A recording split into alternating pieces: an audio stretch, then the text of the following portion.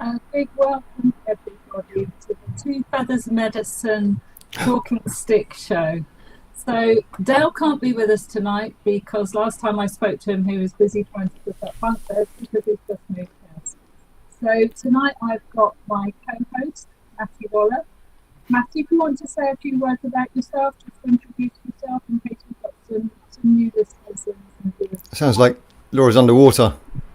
Does it? Hello, everybody. I'm Matt Waller. You all know me. We've stolen Dale's show. Took some time out to come and talk about archetypes. I hope it doesn't continue the way it was backstage because that was a little bit personal. Thanks, David. Can you hear me at all? Because it's going to take me a while. Just sound like you're underwater a little bit. I can hear you. Okay. As long as you can hear me, fine.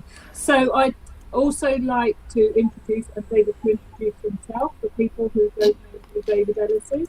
We'd like to welcome David Ellis as our special guest tonight. Oh, yeah. Yes, a few words about yourself, hear you David. because you sound like you're underwater. Right. So, hi guys. My name is David Ellis. I don't know what I want to be when I grow up. And my role tonight, however, I'm going to be the shrink, the psychotherapist. I suspect the spiritual psychotherapist. So I'm here with some really good people, and we're going to be talking about everything that ails you. Thanks, David.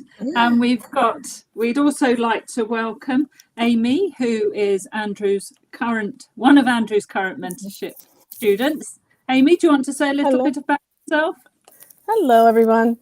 Yeah, and I am part of the Earth Nouveau Hub group that we come weekly on Wednesdays. And tomorrow I'll be interviewing Patty Lucia and her new book, Perilous and Beautiful. So if you want to join us, details are on Facebook. Patty wrote a new book and didn't tell me. What the hell? What? Oh, Patty, you're going to have to come on. We're going to have that discussion. Yeah. And also, I'd like to introduce Mary Kilcoyne, who many of you will know already. I did mentorship with Mary. We were one of Andrew's past students in 2018. Mary, do you want to say a little bit about yourself? Hi, everyone. I must apologize for not having a camera. My camera is not working on my laptop, but my sound is, so that's something. I come from Ireland. At the moment, I suppose, what am I doing? I work as a counselor, psychotherapist. I have been a mother. I'm now a grandmother, and I'm trying very hard not to be both. So that's where I'm at the moment. Lovely. Welcome to Talking Stick. Matty, can you take over while I sort out my audio, please?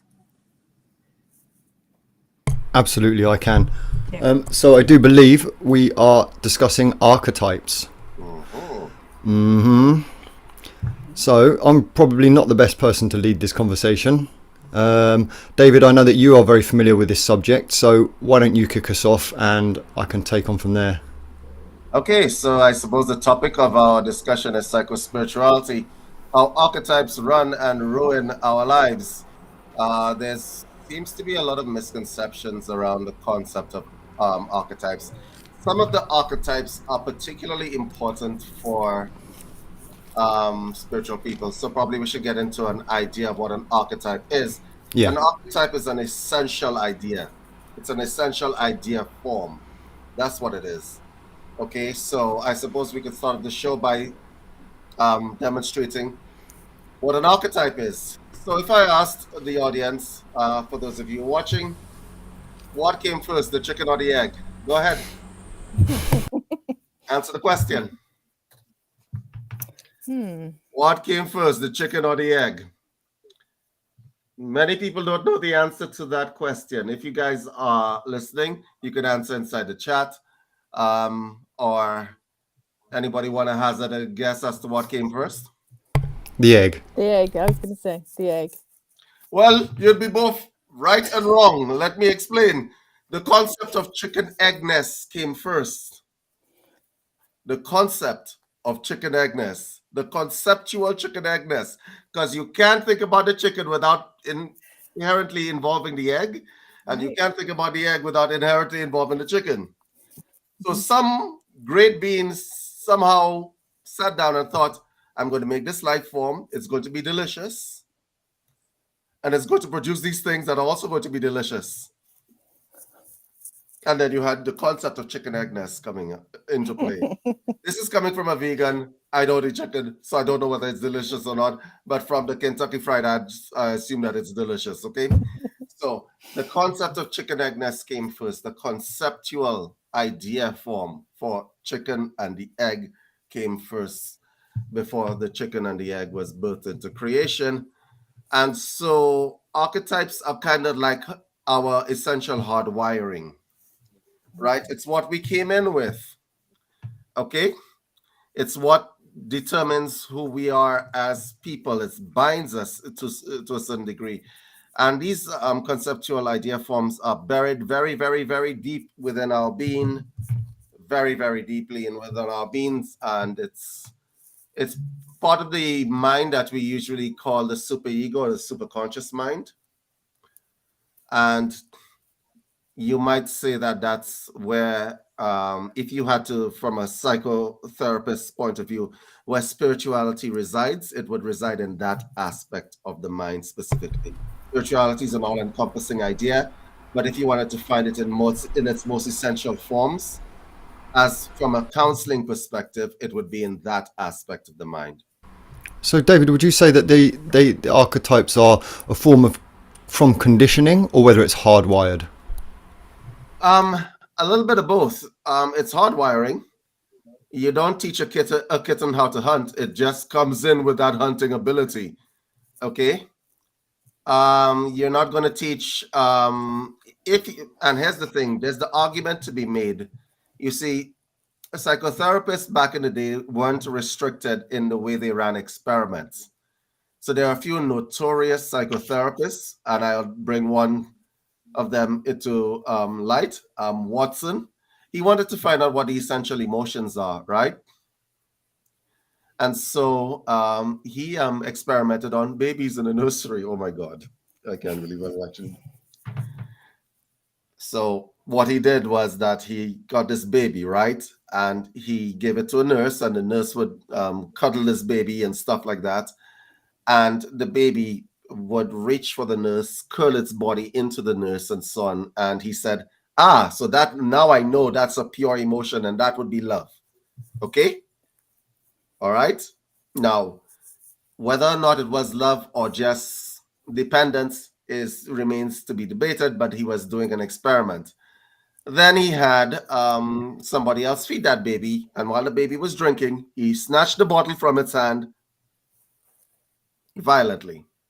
And the baby's mouth made a little O, and right, it seemed agitated. It says, that would be anger. Well, duh, you just stole my milk, right? And the third emotion was he had this baby cuddled and fed and put down, and the baby was asleep, and he took the baby from the pram and he threw it up into the air, literally from a sleeping position. And the reaction that the baby did when it contracted its body and so on, says that is what we call fear. So he quite hastily decided that the best we can get with emotions are love, fear, and anger. And every other emotion was their shades of that emotion. So you're probably thinking, what the hell were these psychotherapists doing back in the day?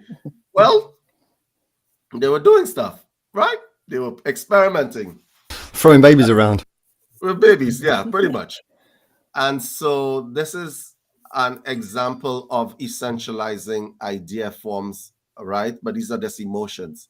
Now, the archetypes that bind us as human beings, archetypes, essential idea forms in our heads, are different. Some of them are specifically pertain to people who are more on the spiritual spectrum. So you would have idea forms like motherhood as an example. You'd have idea forms like the martyr as an example. Idea forms as the Messiah, okay? Idea forms such as martyr, Messiah. I'm looking for the ones that are particularly involved in the Madonna, Madonna complex, right? I don't want to put the word complex because that we're moving into another area of psychology. But the fact of the matter is you have those kinds of idea forms. And to the comment that's in the chat, they should have experimented on themselves first. No, they can't, because no, they couldn't, Danae, because the fact of the matter is if they experimented on themselves, they wouldn't have gotten correct answers. You need to get somebody that's new into the world, that doesn't know anything. So that was what Watson decided to do, right? The Virgin Mary is more like the Madonna. They're called by different names, but the archetypes hold true, okay? And so I think the archetypes inform a lot of what goes right and what goes wrong in our lives, because these idea forms are running us at some point on time or another, right? And how they express themselves into the real world is determined by how much junk we have attained through our experiences and our memories and so on. So when it comes out into the real world, it has to go through our experiences, our emotions, our body's conditioned unconscious responses and stuff like that. And so, yeah, things can get kind of hairy real quick. So, David, I was looking up the young archetypes, and there's 12. There's 12? Or are there more than 12? They're basically 12, but here's the thing. Psychotherapy has adapted itself over a longer period of time, okay? And so the students of Jung and Freud don't agree with them. Oh, okay. Like, so Lacan, as an example, says these archetypes are just hardwiring and has nothing to do necessarily with all of the with all of these essential forms that they're talking about. But the truth of the matter is you can't beat them because we see them on display and they are affected by them. A lot of societal mass programming is based on the concept of affecting archetypal ideas inside the minds of people. Okay? The archetypes are in a lot of our writings. The Kama Sutra has a bunch of archetypes that are in there, even in witchcraft, right? Traditional Wicca, witchcraft. The archetypes of the crone, the maiden, okay? Was it the crone, the maiden, and the mother, right? Yeah. Yes, right. The crone, the maiden, and the mother. These are archetypal ideas that are being put there in front of us in every religion, in every text where spirituality comes forward. Okay? Well, spirituality is brought forward as a discussion point. So the Kama Sutra has a bunch of ladies in it, which form different kinds of archetypes, which correlate to the archetypes that you'd find in witchcraft, as an example. Okay? There are other texts that you can reference where you could see that the archetypes were an important part. The Injil Gospel, as an example, which is a Hebrew text talking about what happened in heaven before, the Bible was written and all that, the other books were written. The war in heaven. The archetypes are on display right there. There's a guy and he's not getting his father's attention. And you know what? I'm like, screw this. I'm just going to make my own little thing. And he gets thrown out of heaven and he gets thrown down to earth. And ironically enough, the same thing happened to Adam. He turned it around and got Adam kicked out of the Garden of Eden through Eve, by the way, who is, and you wonder why misogyny is in every religion, because if it wasn't for Eve, we'd be still there, right? Theoretically, that's what the men say, right? But then the women say, well, why were you so dumb as to eat the apple? If I had the apple, why do you have to care? So you get these you see how this discussion becomes very interesting.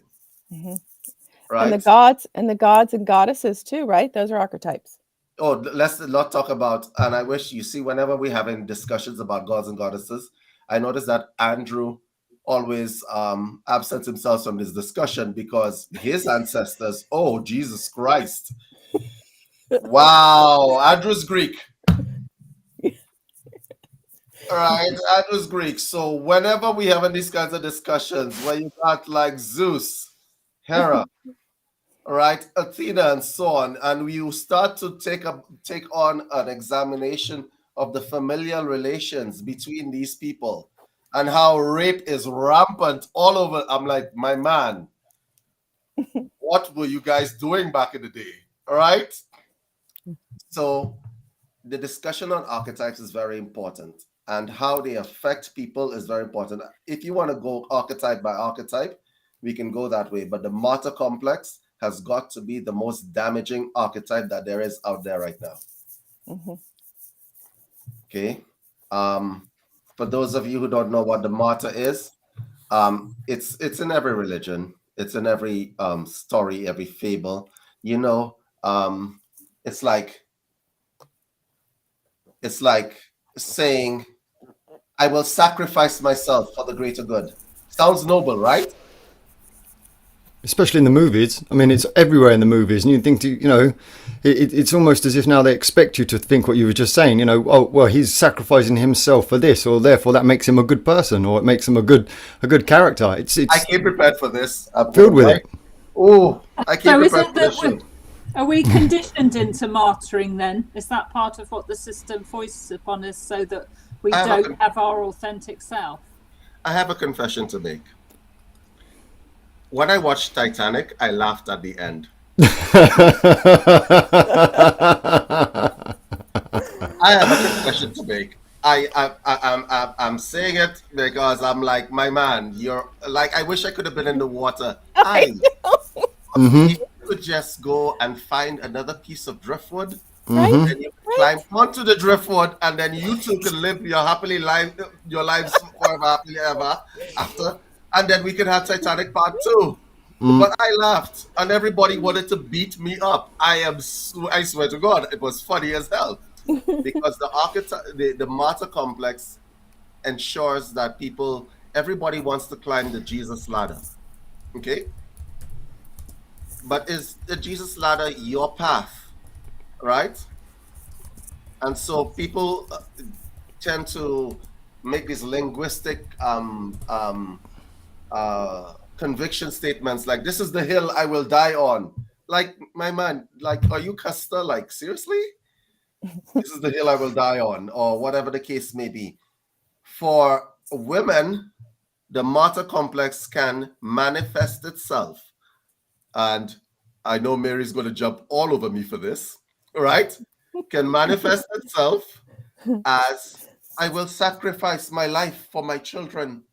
I will no longer go to parties or initiate any kind of self-care or anything like that.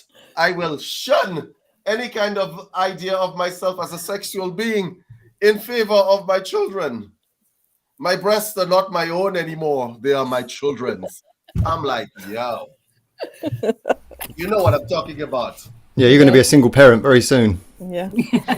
Yeah.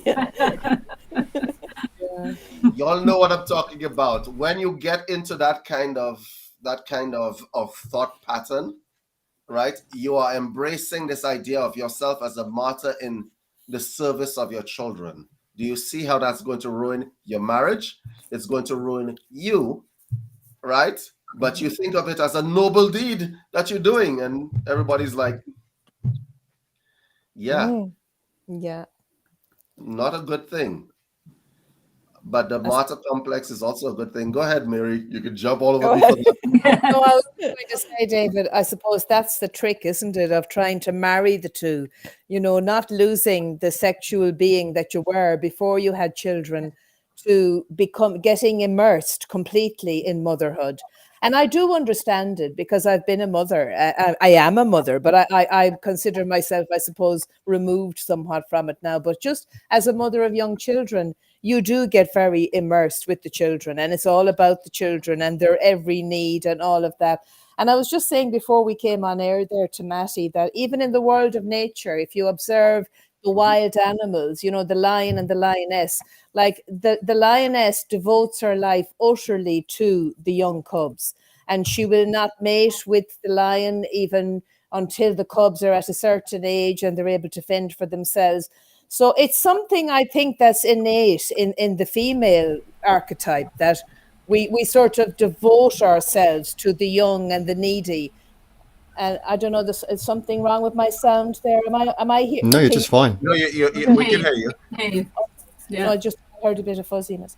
So I do understand what you're saying, David, and I do understand how difficult it is to marry the two and not to lose yourself utterly and totally to that role, which you can do very easily. Mary, I actually have a theory about that. Except every time I wrote a thesis about anything in school, they usually triggered my professors quite a bit, so I stopped writing. So I have a theory about that, because let's break things down to the essential, the simplest form. Having kids hurts. It's painful. Labor is not a pleasant medical experience, yeah? In order for you to do that more than once, remember, more than once, Yes.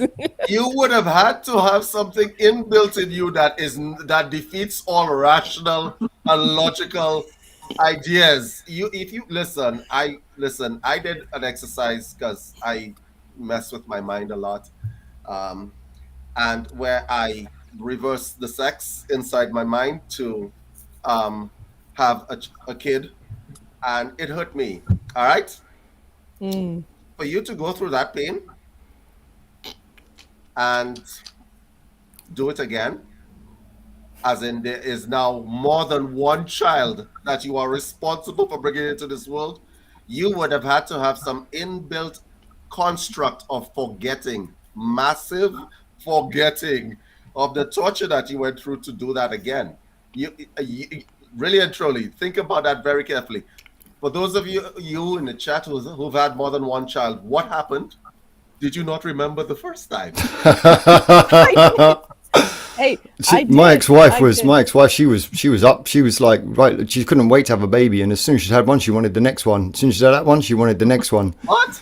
You see, that makes no sense. It makes no sense. It hurts. Like children see fire, put your hand in fire, it burns. They never put your hand in fire. Right? So you have to have some kind of inbuilt programming that defeats the prime directive.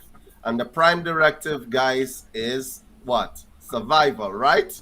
That pain will make you feel like you want to die, right? Yeah.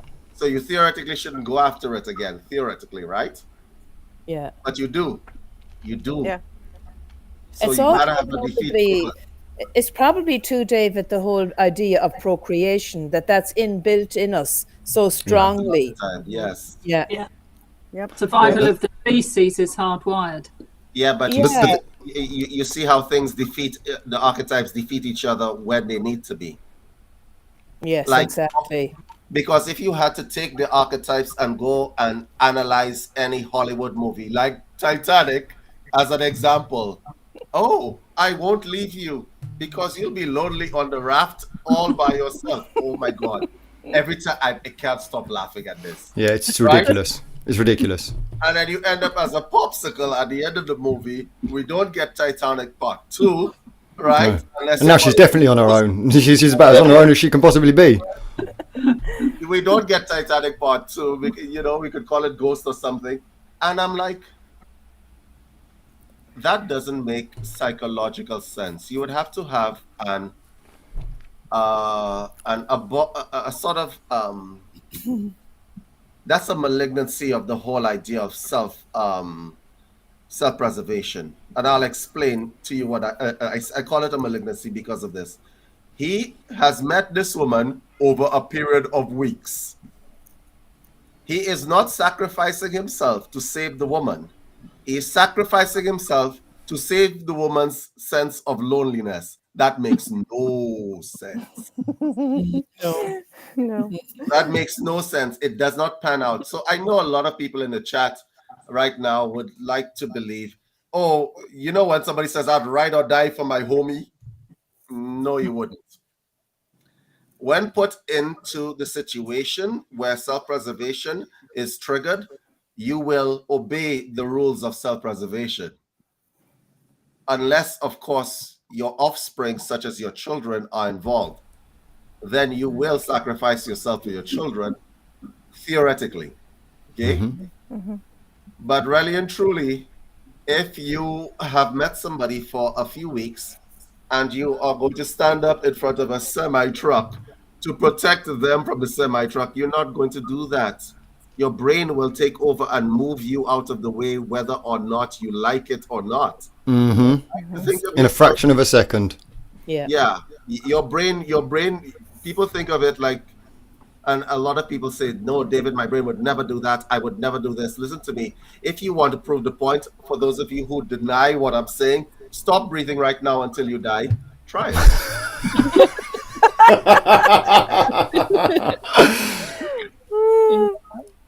Try it. I mean, like, as an experiment, like, let's have at it, man. See what happens. See what happens to your brain. See what happens when you try to do that. Two Feathers Medicine hold no responsibility to anybody who dies during this broadcast. Your brain is going to sleep and short circuit all of your efforts to try that. Okay. So a lot of people tend to tell me, well, David, what happens to people who commit suicide?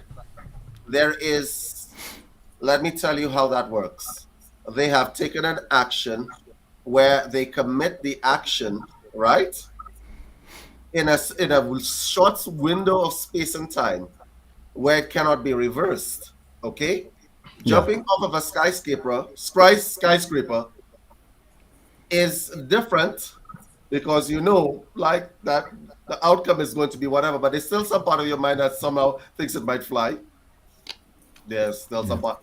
Can I ask you a question? If, for the people who, I mean, this discussion has gone dark real quick. Let's say that you are deciding that you are going to end your life. You jump off a skyscraper. Halfway down, you suddenly realize you can fly. Do you think you might change your ideas about wanting to kill yourself? Maybe. Yes. I mean, like, just think about it. Halfway down, all of a sudden you realize, hey, I can fly. And then you start flying. You think you might change your mind? Yes, absolutely. Oh, yeah. Or how about I didn't mean to do this, and you want to change your mind? So That's too late. You just discovered something new about yourself halfway down. I can fly. Oh, I have a new lease on life all of a sudden. Do you see? To get somebody to this point where they get to the suicidal area, you have to take everything from them. Yeah. And I mean everything. Okay? So, and that's the same with martyrdom. It really does fit in with martyrdom as well. I mean, obviously you've got, kind of suicide bombings and things such as this, where martyrdom is taken to its whole nother level with religious rhetoric behind it and mind control. But when it comes to suicide itself, then sometimes, it is very much linked to that. Some people just cannot see a way out. They can't see a way out. And in the case of martyrdom, which is the abuse of an archetype, really, of archetypal programming. What it is that you are giving them something, a different archetype is being used. The Messiah archetype is being used to override the self-preservation instinct. Yes. As well as the martyr. You see, this is the martyrdom is more a link between the Messiah complex. Right? I am going to enter whatever place in a better place. So they're looking forward to something. They're looking forward to a better world. When I kill these 600 and something complete strangers, right? They're infidels, so screw them, right? When I kill these people, I will make the world a better place by 600 less infidels in the world. Me, on the other hand, I will be moving to another place. Now, depending on the religion that you are going into, and I'm not going to mention any particular religion or whatever else, you're looking to go to a better place, right? So you're seeing yourself as delivering the rest of the good people in the world from these people as well, right? You're seeing yourself as doing a good thing, but by that same token, you're also saying that I will sacrifice myself for the good of these people. So there's an overriding principle here. You can listen, you can make archetypes collide in somebody's mind, and that is the basis of how you confuse people. Huh? Now, this idea form operates at the deepest level of your mind, right? So, as an example, Mary's specialty, she sees clients, right, Mary? Is that what you do? Yes, I do. Okay, so my specialty was programming. Okay. Okay. Which is not a good thing. Just so that we're clear. Right. So I taught people how to program people. So archetypes, when you are utilizing them, whether in a hypnotherapy session, as an example, not that you should, but assuming that you do, are very touchy subjects because you're touching the deepest part of that individual's mind. Yeah. Okay. So if you're wondering how you could make somebody walk in with a bunch of C4 explosives attached to themselves and blow themselves up, it's because they wholeheartedly believe in what they're doing to the innermost core of their being. So when it is that you are programming people or unprogramming or deprogramming people, it is important that you understand what is driving that individual. Okay. So we started off with, like, there's the savior complex, messiah complex. I don't want to use the word complex there. The messiah, that's an archetype. The Madonna is an archetype. Okay. The dark lady is an archetype. For a woman, the dark lady and the motherhood archetype, when they come together in the woman's mind, oh boy, one of them is going to win. And it's going to be the motherhood archetype 9 times out of 10, because the motherhood archetype is linked with the idea of procreation, hardwiring. Okay. So sex may be one thing, but when you override it with the other thing, that's another thing. However, what we're seeing in the world as of the last 30 years is that archetypes which were considered lower archetypes are not winning anymore. Okay. The world is changing. And I mean at its very core. Mary, I don't know if you noticed this, but with regard to people and their programming, the world is changing drastically. Yes, I would agree, David. Absolutely. And I just see a question there in the chat about if somebody is suicidal, is that martyrdom, at its kind of best or worst? The whole thing of suicide is such a complex issue, really. It's not just as simple as, that martyrdom has gone out of control. Yeah. Because I think that what happens, some of the things that happen in suicide is they kind of basically just lose their ability to choose, and because stuff happens to people, and some awful stuff happens to some people, but there is a choice on the journey where you can move from it or you can stay in it, and the martyr syndrome gets kind of activated, and you can keep telling yourself the same thing over and over again. And you may think that this is the only way out, and the only way out is to end it because I have suffered so much.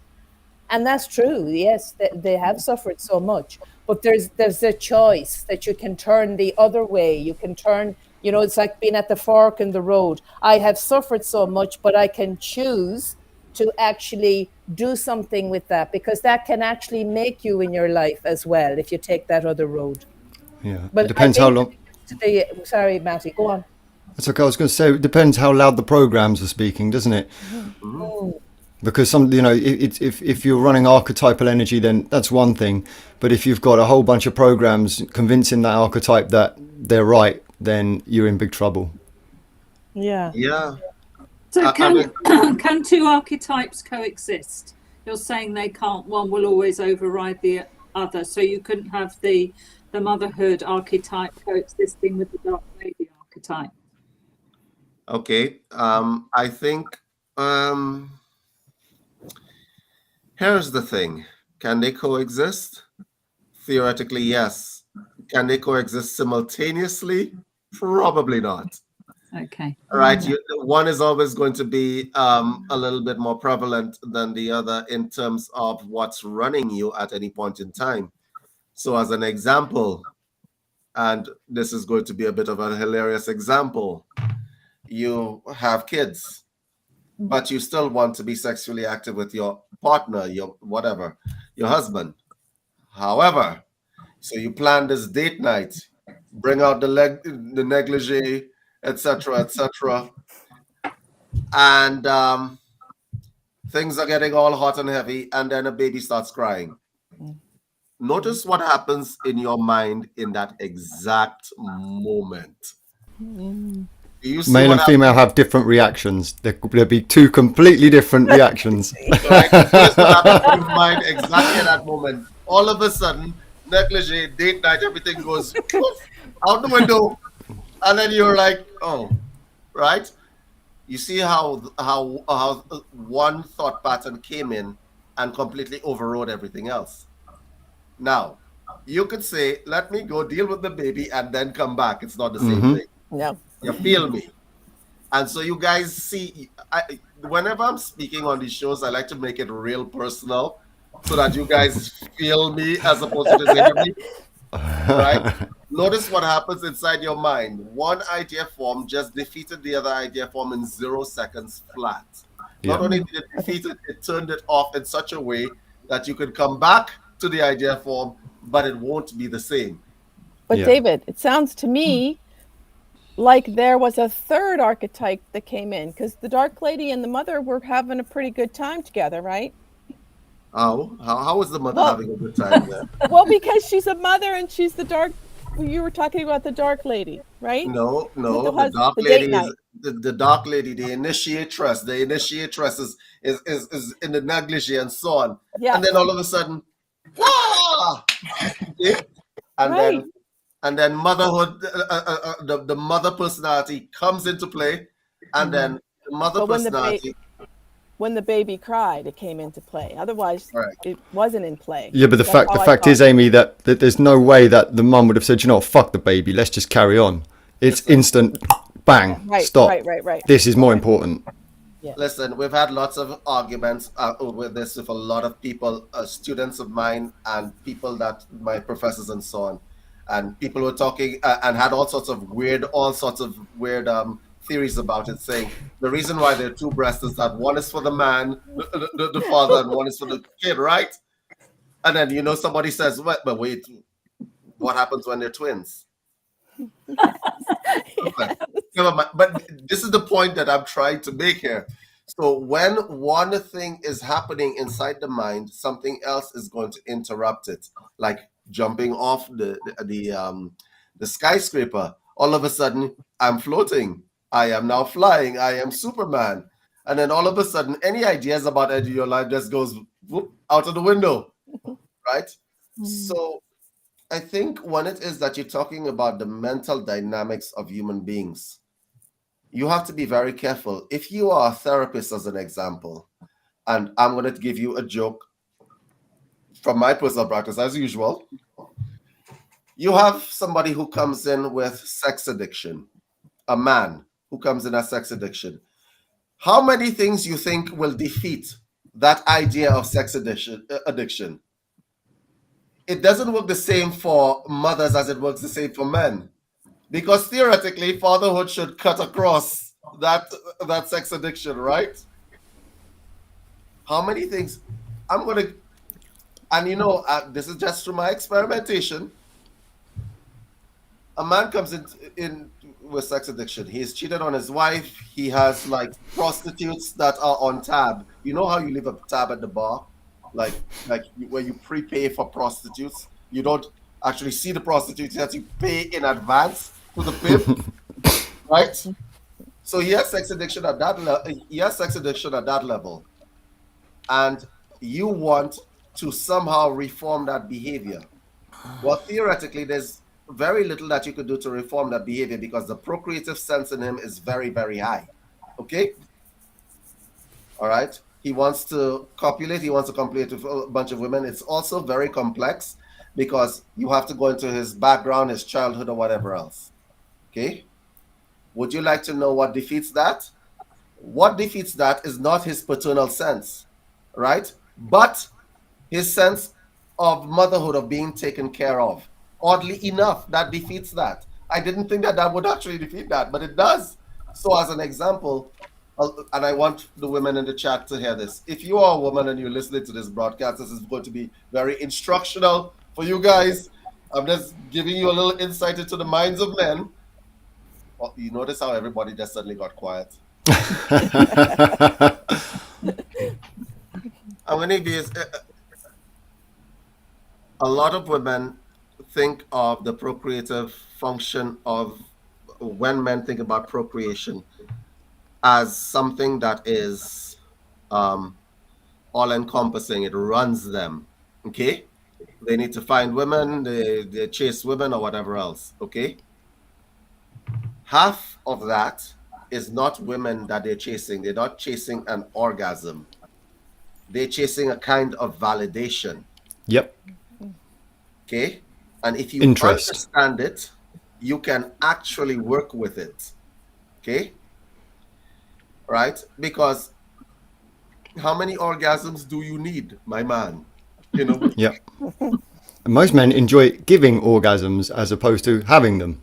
If you are going to be prepaying for prostitutes, then that's a bit excessive, don't you think? Very much so. So, half of it is the validation that they're seeking. And a lot of it is that they want the connection with that motherhood force, which they cannot get. So Freud, in his weird theories, was actually partially correct. Mary, you know Freudian theory, right? Yes, yes, I do. They want to crawl back up into the womb. They want to crawl back up into the womb. They just don't know how to do it without, prepaying for a bunch of prostitutes that they haven't even seen yet, right? And that's an actual case in my office. I had to actually walk this man through what he is looking for in these women. He says, I feel better afterwards. But why do you feel better? Break it down for me. What do you feel better? I feel okay. I feel like, and then one day I had a breakthrough with him and he says, I feel she accepts me. She's a prostitute. She's paid to accept you. Like, you see the illogic of that, right? Yes. She's paid to accept you. However, right, what he's looking for is the acceptance. He wants the love, the mother love, so to speak. Yeah, she's going to say yes to everything. She's going to be agreeable. She's going to be pleasant and kind. And, the wife at home is probably scratchy, not wanting to do the things he wants to do, argumentative, or any of these sets of different things that come along with, with these kind of relationships. And probably tired, Matty. And all of those things. All of those things. Yeah, and maybe has issues with the partner around the family and the children. Because you see, that doesn't come into it with the stranger. This space between the man and the stranger is clear. It's empty. So there's no agenda there already. Whereas there is agendas in the relationships where they're living together and they have, and that affects how they meet then sexually. And sometimes you can barely get a word in sideways. I know with my children and my ex-wife, sometimes we can't even have our own thoughts. We'll be trying to have a conversation in the kitchen and 3 or 4 kids will come and just literally take our thoughts away from us. And so over 20 years, we didn't even know who we were. Yeah, but notice that there's conditionality built into the relationship when it is that. So so men generally tend to, the word accept, she accepts me, is key, right? Yes. Because they're looking for that motherhood condition where there's unconditional acceptance, right? Yes. And so if you want to know what defeats sexual dependency in that kind of way, it's the hugs and the cuddles and the kisses and the little hearts floating up to the ceiling. That's what defeats it, ironically enough. Yes. Because that's the thing that you have to entrain the mind to a higher frequency. When you meet somebody in a bar, for example, and you have this whatever one night stand or whatever else, that is a frequency that you are in, right?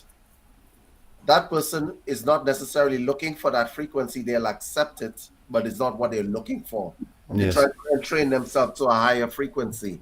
Yes. And I keep telling people all over the world that the best you can hope for is little hearts floating up to the ceiling. Mm-hmm.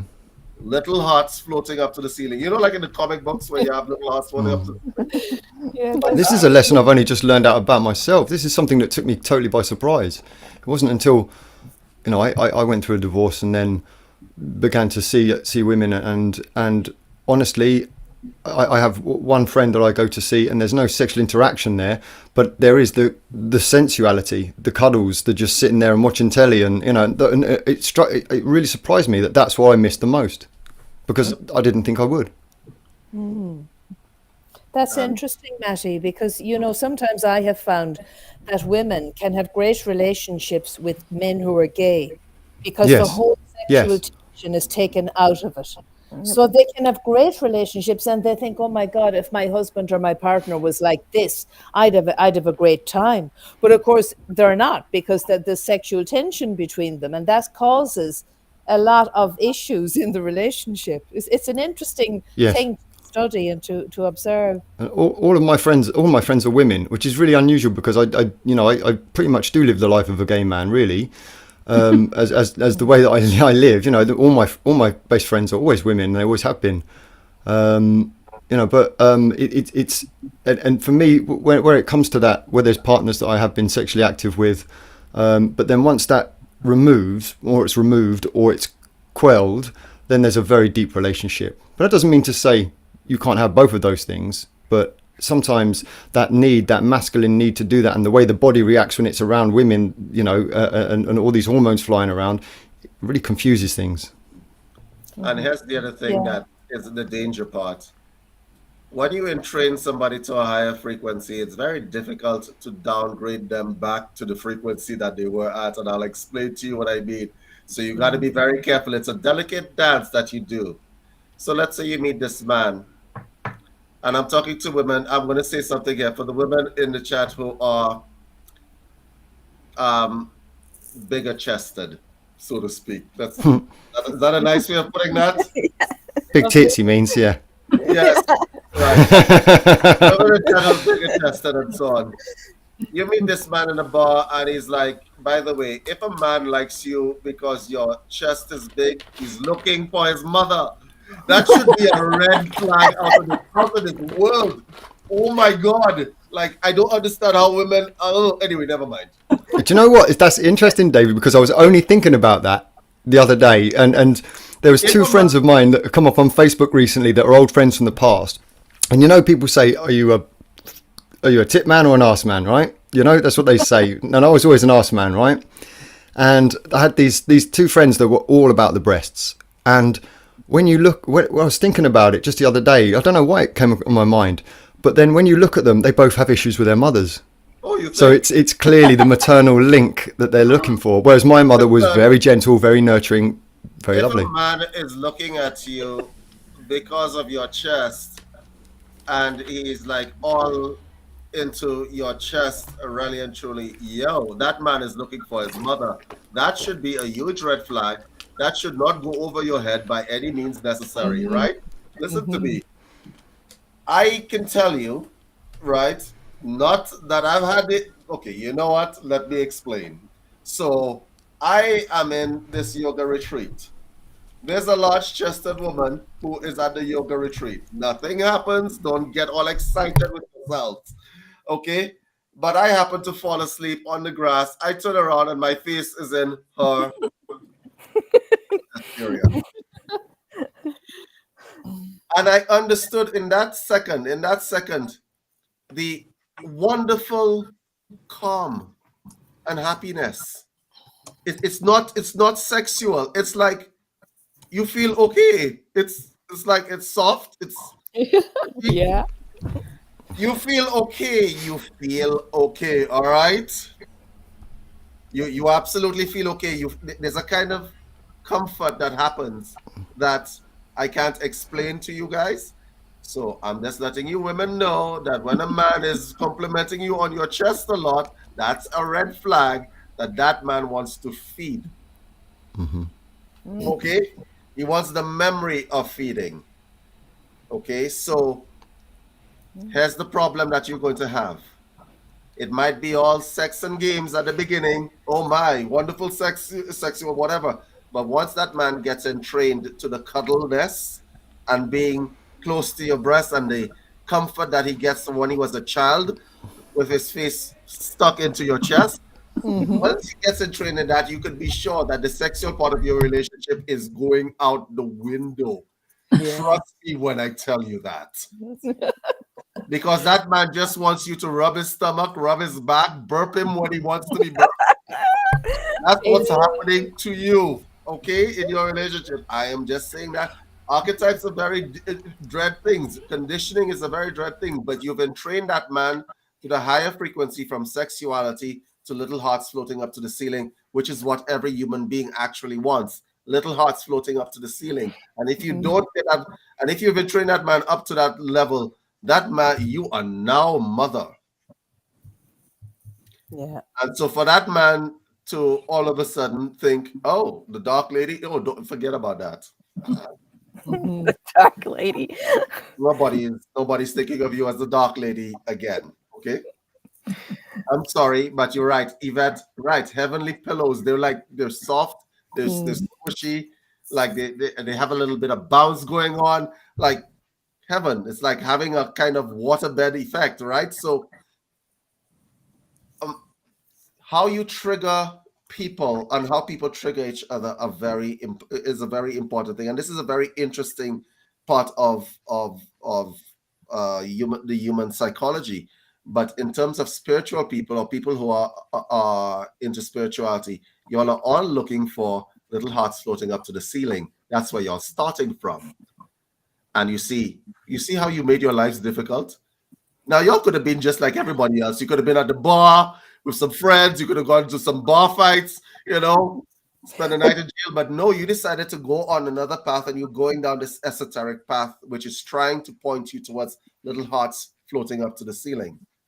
What is the flip side? What is the flip side? What is the flip side of the woman with the man? If the man is that with the woman, what is the flip side? She mothers him. She mothers him. She mothers him. She can't help it. Does all his washing, washes up all of his stuff, makes all of his food. I'm going to tell you all something. No, what does the woman look in for a man? Like, men don't have big breasts like the man likes the woman. That's what daddy issues. Daddy issues are big. Yeah, daddy issues. Yeah. I'm going to tell you something that is going to look like? I want to know what he looks like. I'm going to tell you guys something that is going to make you guys feel uncomfortable. And this is a real case, and I want you all to hear it. As the women in the chat, I want you all to hear it. This woman started dating this man. Okay. This man was looking for a mother. They were in my office. About a year or so into their relationship, she thought she was pregnant. She wasn't pregnant. Her breasts grew bigger. And she actually started doing something. It's not lactating, it's the pre-lactate that comes forward. And you want to know what it was? It was him. It was him triggering that response in her. It was him triggering that response. He triggered a biological response in this woman that made him her child. Wow. To that point where she actually started to produce. That is real talk. Okay? Yeah. That happens. So, just in case any woman is up for that kind of stuff, I mean, I could introduce you. I could hook you up to my guy. It'll save you having to go through labor. But it was him. He made that woman run through the processes because she really thought of him as a child, and he really thought of her as his mom. And it showed in every facet of I'm looking at them and I'm like, okay, I have to admit part of me is jealous because, I mean, right? He's like people, she was taking care of him, right? I mean, like, and I'm looking at the two of them and I'm like, this is, This is kind some of dread stuff. symbiotic. It's like symbiotic, isn't it, David? And like what gets triggered in the woman in that case is the archetypal motherhood. You know, saying that she has to have somebody to mother. So that's a lethal combination, really. Yeah. If that's when the woman and then the man is looking for his mother, I don't know where that's going to end. Codependency. Yeah. And he was feeding off of her. That's what made her prelactate like that. Yeah. Wow. Right. Wow. Oh my Right. goodness. So Vampire. that actually Vampire. happens. There are other aspects of this, the Messiah complex. For those of you who are, let's get into this because this is a spiritual talk show. The Messiah complex is a dangerous complex to have, and I'll explain to you why. Because there are 3 arrogances that you should always avoid as a spiritual person. I will save you, I will heal you, and I will teach you. These 3 arrogances you should always avoid as a spiritual person. Okay? So if you have a Messiah complex and you're walking around saying, I will heal the world, and you know what, everybody, we're gonna fall into that at some point in time. When I came out of school, I wanted to heal the world and banish ignorance from the land. I decided I had a whole bunch of stuff in my head and stuff like that, and then I ran into somebody who says, no, I'm good being messed up. I was like, what the hell you mean you good? That was like a shock to my system, Mary. You know what I'm talking about, right? Yes. Like, I'm good being messed up. I actually like being messed up. I get drunk, I fall down, I'm messy, I throw up, I peed in the closet just yesterday. Right? I peed in the closet because I was looking for the bathroom. I'm good. Oh, And you're looking at this, and that was like an enlightening discussion that I had with someone some years back. And then I realized some people run like that, right? Yeah. And you can't save everyone. So the Messiah complex, park it where it needs to be parked. It is useful when there is a massive emergency. Like there was, like I did this course with the United Nations. It was psychological first aid, teaching people how to help people when natural disasters occur and there are people that are hurt and dying on the streets, right? So you have to administer psychological first aid or whatever the case may be, right? Sometimes the Messiah complex is useful for that. But as a general rule of thumb, a lot of spiritual people have a sort of Messiah, this Messiah archetype, this Savior archetype running, right? It turns into a complex. It turns into a complex and it doesn't help anyone. I like that because that's your operative word is running. Like we have these archetypes, but we don't want them to run us, right? We all have all these archetypes? Do we? Or read the archetypes, Amy. Have you got the list there? Yeah. So now there's different ones, but so there's the jester, the lover, the hero, the magician, the outlaw, explorer, sage, Laura, the explorer. Laura, the explorer, the innocent, the creator, the ruler, the caregiver, and the everyman. I've literally been every single one of those. Literally, every single one. Yeah. So I think they're all within us, right? Within the. Yeah, absolutely. But they come and go in our lives depending on the requirements of where we are on our journey. I think initially that they get fed a lot by the conditioning of the family we're born into and the type of religious beliefs that family have and the type of beliefs even that they have without them being even religious. So the certain ones that get fed at that early stage more than others, and they can get developed more than others. You'll often see from different parts of the world, like, sorry, Laura. Sorry, Don. So they're like a survival mechanism. Mm-hmm. Probably, yeah. I think they play the roles in and out, right? And here's the problem: there's not so much of a problem. The roles come in and out depending on the circumstance, as Mary pointed out. But it also comes in and out depending on your conditioning. There are some people that identify more or have a stronger pull to a particular archetype. And yes, you could say that it has to do with their bringing and stuff like that, but it also has a lot to do with how they process as well. Okay, so I mentioned the subconscious, and people, their traumas and so on determine a lot of what's going on with them. Okay, Yeah. their traumas that they experience as they're growing up. So mental health is a very delicate balance between what you are experiencing in the now and what you have experienced in the past, and all of those archetypes that are pure idea forms. Yes. Okay, so you can't say that even the outlaw is a pure idea form. Yes. Yeah. Right? So if you are in the archetype of the outlaw, this bad boy kind of archetype as an example. Okay, Yeah, it says rebel, revolutionary, misfit, and wild man or wild woman. okay. Yep. Yeah. Even when you're inside that sort of archetypal idea of yourself, and we have it as this idea form, we know what it is. You will trigger the archetype of someone else. Somebody's going to want to mother you and try to put you on the straight and narrow.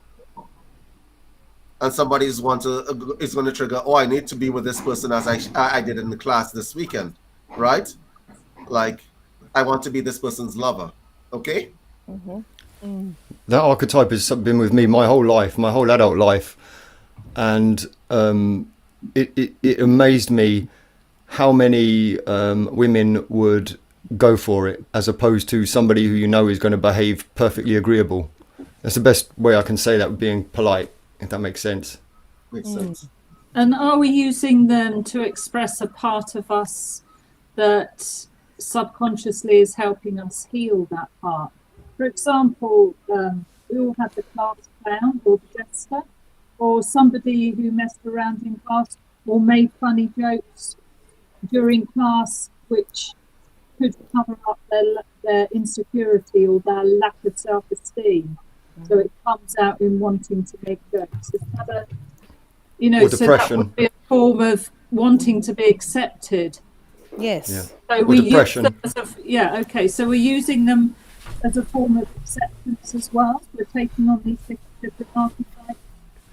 Yeah, I think they get rewarded, Laura, in certain circumstances. The different type of archetype, like the rebel or the trickster or the joker, and they kind of get rewarded. So the person learns at a young age that, this works for me. I will get attention, and as you said earlier, I can survive better if I adapt this type of role.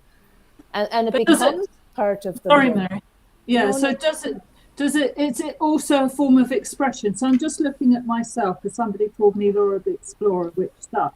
So I kept with it, because I am an explorer. I like new paths, spiritual paths, not just physical paths. So an explorer is being described as an archetype, but I'm not only that. So I'm only using it as an expression probably of my spiritual self, which is partly me on the journey now. Is not a full-blown archetype. I mean, I'm not always Laura the Explorer. No, Laura the Explorer to me feels a part of you that is very innate. It doesn't feel like a part that you adapted because you fitted into the world better. It feels like that was something innate in you that you wanted to feed and explore more for yourself and your own growth and development. So I suppose that's an interesting thing you've brought up, because it does show the different kind of energy that's behind the formation of different archetypes, and maybe at different stages of our life we adapt different types. Maybe when we're older we don't need to be the trickster as much, because we don't need that attention like we did when we were younger, and we kind of go more deep into our psyche to try to develop whatever it is that's there that we long to develop or get to know more. And some of these archetypes may be pure authenticity. It may just Yes, be authenticity, you know, which in which case it's not really going to be destructive. absolutely. No, but once again, we can't let any of these run our lives, can we? No, Or can we? we can't solely define ourselves as an archetype. As an archetype. Here's the thing. There's a lot of argument that says there's an argument that says we are the sum of our archetypes. I tend to disagree with that, and I say this in all sincerity because in doing meditation, what archetype is present when you have gone into trance? That's a question that I throw out there. If you are meditating and you are in trance, what archetype is present? Is there any? My answer would be none. You are free of any archetypal energy at that point. I would agree too, yeah. Yeah, so that tends to suggest we are more than just the sum of our archetypal ideas or whatever. Indeed. Because in the space of nothingness, you find, well, something that oddly is so twisted and whatever, right? In the space of nothingness, you find that, oh, I'm still here, but there's nothing else. Yes, So yes. I'm still here, but there's nothing else. And that is where we get that. So I suppose if you wanted to extend this conversation in the realm of mythology or whatever else, we have the idea of the prime creator. What are his archetypes? Oh, I'm sorry. Did I just throw that into the chat? Yes. Yeah. Are we his archetypes?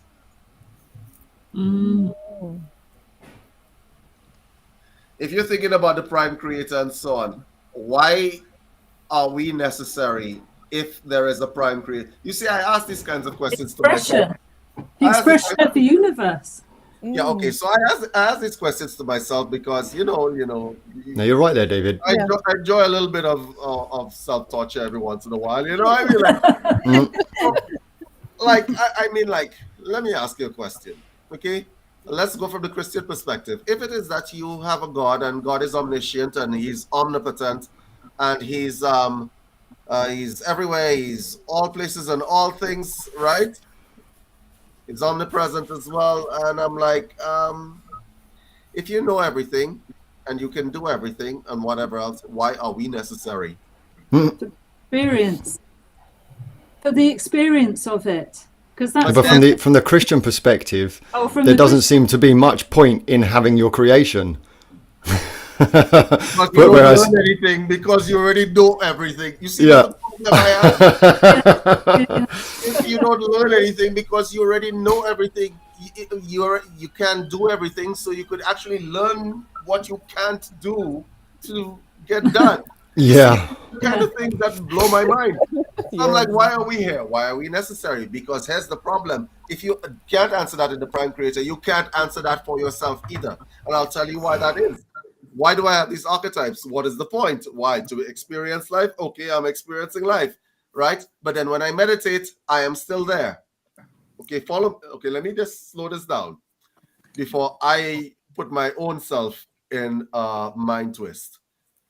If when I meditate, I am still there and they are not the presence of archetypal influence, so to speak, right? What is the point of having archetypes in the first place? Why? Why are they there? So that when I wake up, I go make myself miserable? Why? I don't understand. I don't understand that. If the prime creator is omniscient, omnipotent, and omnipresent, then what was the point of the creation to start with? You see, this is where we get all messed up, because then we get into this idea of, well, it's necessary because of experience and people learn and grow and so on. What is the point if you're omnipotent? What is the point if you're omniscient? If you know everything, then you don't need to create something to learn something. That you knew already. There we go. Exactly. I suppose part of the journey is really working through to that point, David, that you're talking about, where you're in that meditative state and you're free. Like that feels to me like the real authentic self. Yes, agreed. So I'm wondering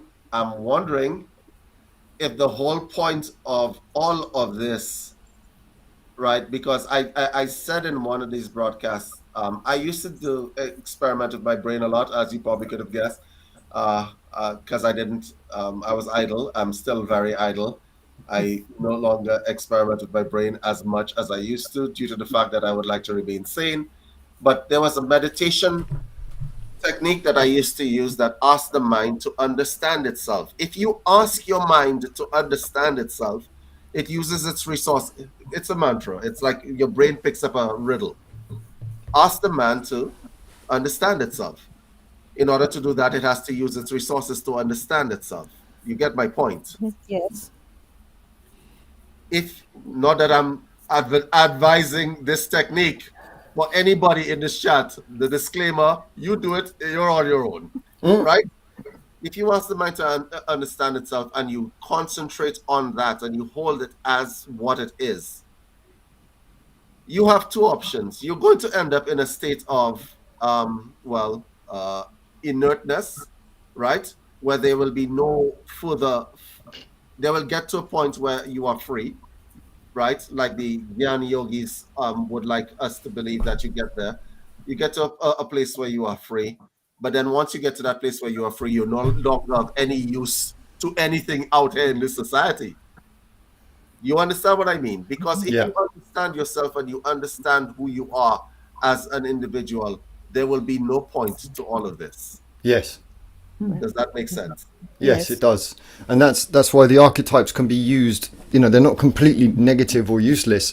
They can be used as an experience as long as you're doing it consciously. Which helps you grow, which helps you evolve. Or just experience life and enjoy your life. Yeah. Yes, as a barometer. So you think that we're purposely made a little bit dumber than we needed to be? Yes. Oh, I am enjoying this discussion right here. Prime creator is laughing. Yeah. Some more so than others, he says. Yeah. Or it says in a 2023 expression. I think about these things, and I think that probably also, okay, so you have these archetypes, and they're the seed thoughts where we are experiencing the universe and universality in segments, right? We know that our brains are capable of experiencing, well, our minds are capable of experiencing the universe in totality, but we are fused off from that ability,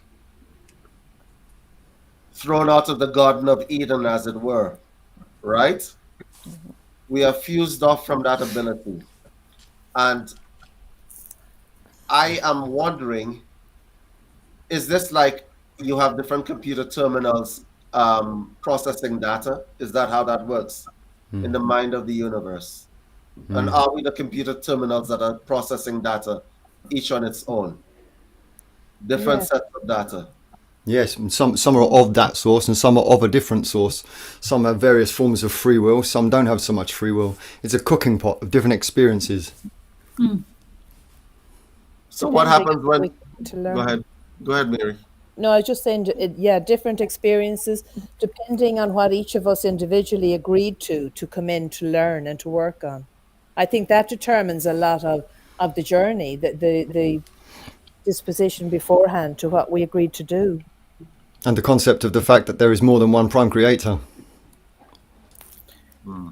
It's how the universe expands through our experiences, because we're intrinsically linked to the expansion of the universe, aren't we? We are part of it. The infinite universe is within tiny humans. One of the greatest jokes of the prime creator. And one of his greatest chess moves as well. Yeah. Interesting. So how do you apply the use of archetypes in actual daily practice? How do you, we know that they exist. Yeah. We know that there's hardwiring and there's a whole bunch of other things that go into how we operate as human beings. knowing it and using it are two different things. Now, from a programming perspective, I know that this is something that people have used effectively, right? In World War II, as an example, Hitler used it with his master race concept, right? Where the German population became the only thing worth saving, and everything else, let's just kill everything else. Okay? Yes. And so he got a whole bunch of German people thinking in they actually supplanted the idea of nationalism for the idea of we are all one people. Does that make any sense? Yeah. This man harmonized a concept of spirituality and weaponized it against the whole world. Okay? He harmonized the German population into a sense of oneness, brotherhood, right? An egalitarian society based on a superior race. And he weaponized this concept, which is ingrained in the idea of spirituality, the oneness concept, the unity concept, against the rest of the world. And you see how effective that was. Yeah. Because make no mistake about it, the concept of unity, of finding the other, of being one with another, is a very, very strong archetype that's running inside your mind.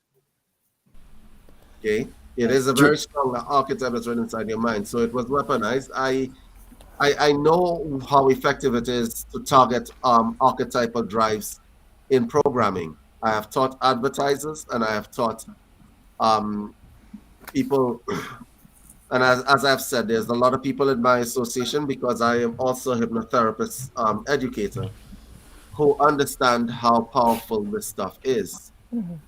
When you want to sell anything to women, you're either going to target the dark lady or you're going to target the mother concept. Period. Point. It is always going to work. Yep. David, can I tell you something? I actually found archetypes for advertising. So that I found a paper that says what archetype. So Victoria's Secret, can you guess which archetype? Yeah, the dark lady. Period. Yeah. The lover, right? Not the dark lover. lady. Correct. Yeah. Let's see. How about Nike? Nike is targeting there are a number of things. They're soft targeting the outlaw, for sure they are. Yes. The rebel, right? Yes. Do something different. That's not what this says, but this says hero. The hero, right. Okay. Yeah. You see how that works. Guys, you see how that works. Yes. It's not only the archetypes are useful. We're going to get to, I don't want to jump ahead because I know you guys are going to probably get to this. We're going to get to the point where we use it in spiritual practice, but in the world it is being used against you and with you. Exactly. Okay? The Marlboro Man was the first major iconic ad that targeted archetypes. Okay? Yeah. The man with the cigarette and the horse behind him, you know, just riding free on the range. And so, you know how many cigarettes that man sold before he died of lung cancer himself? You know how many cigarettes? That man sold so many cigarettes. It was insane, right? Yeah. But that man has influenced a whole breed of smokers. Yeah. But it's in the subconscious too, right? Like children with Disney. Like they're saying that Disney's under the magician. Yes. Yeah. So you know, we're subconsciously it's all spellbinding.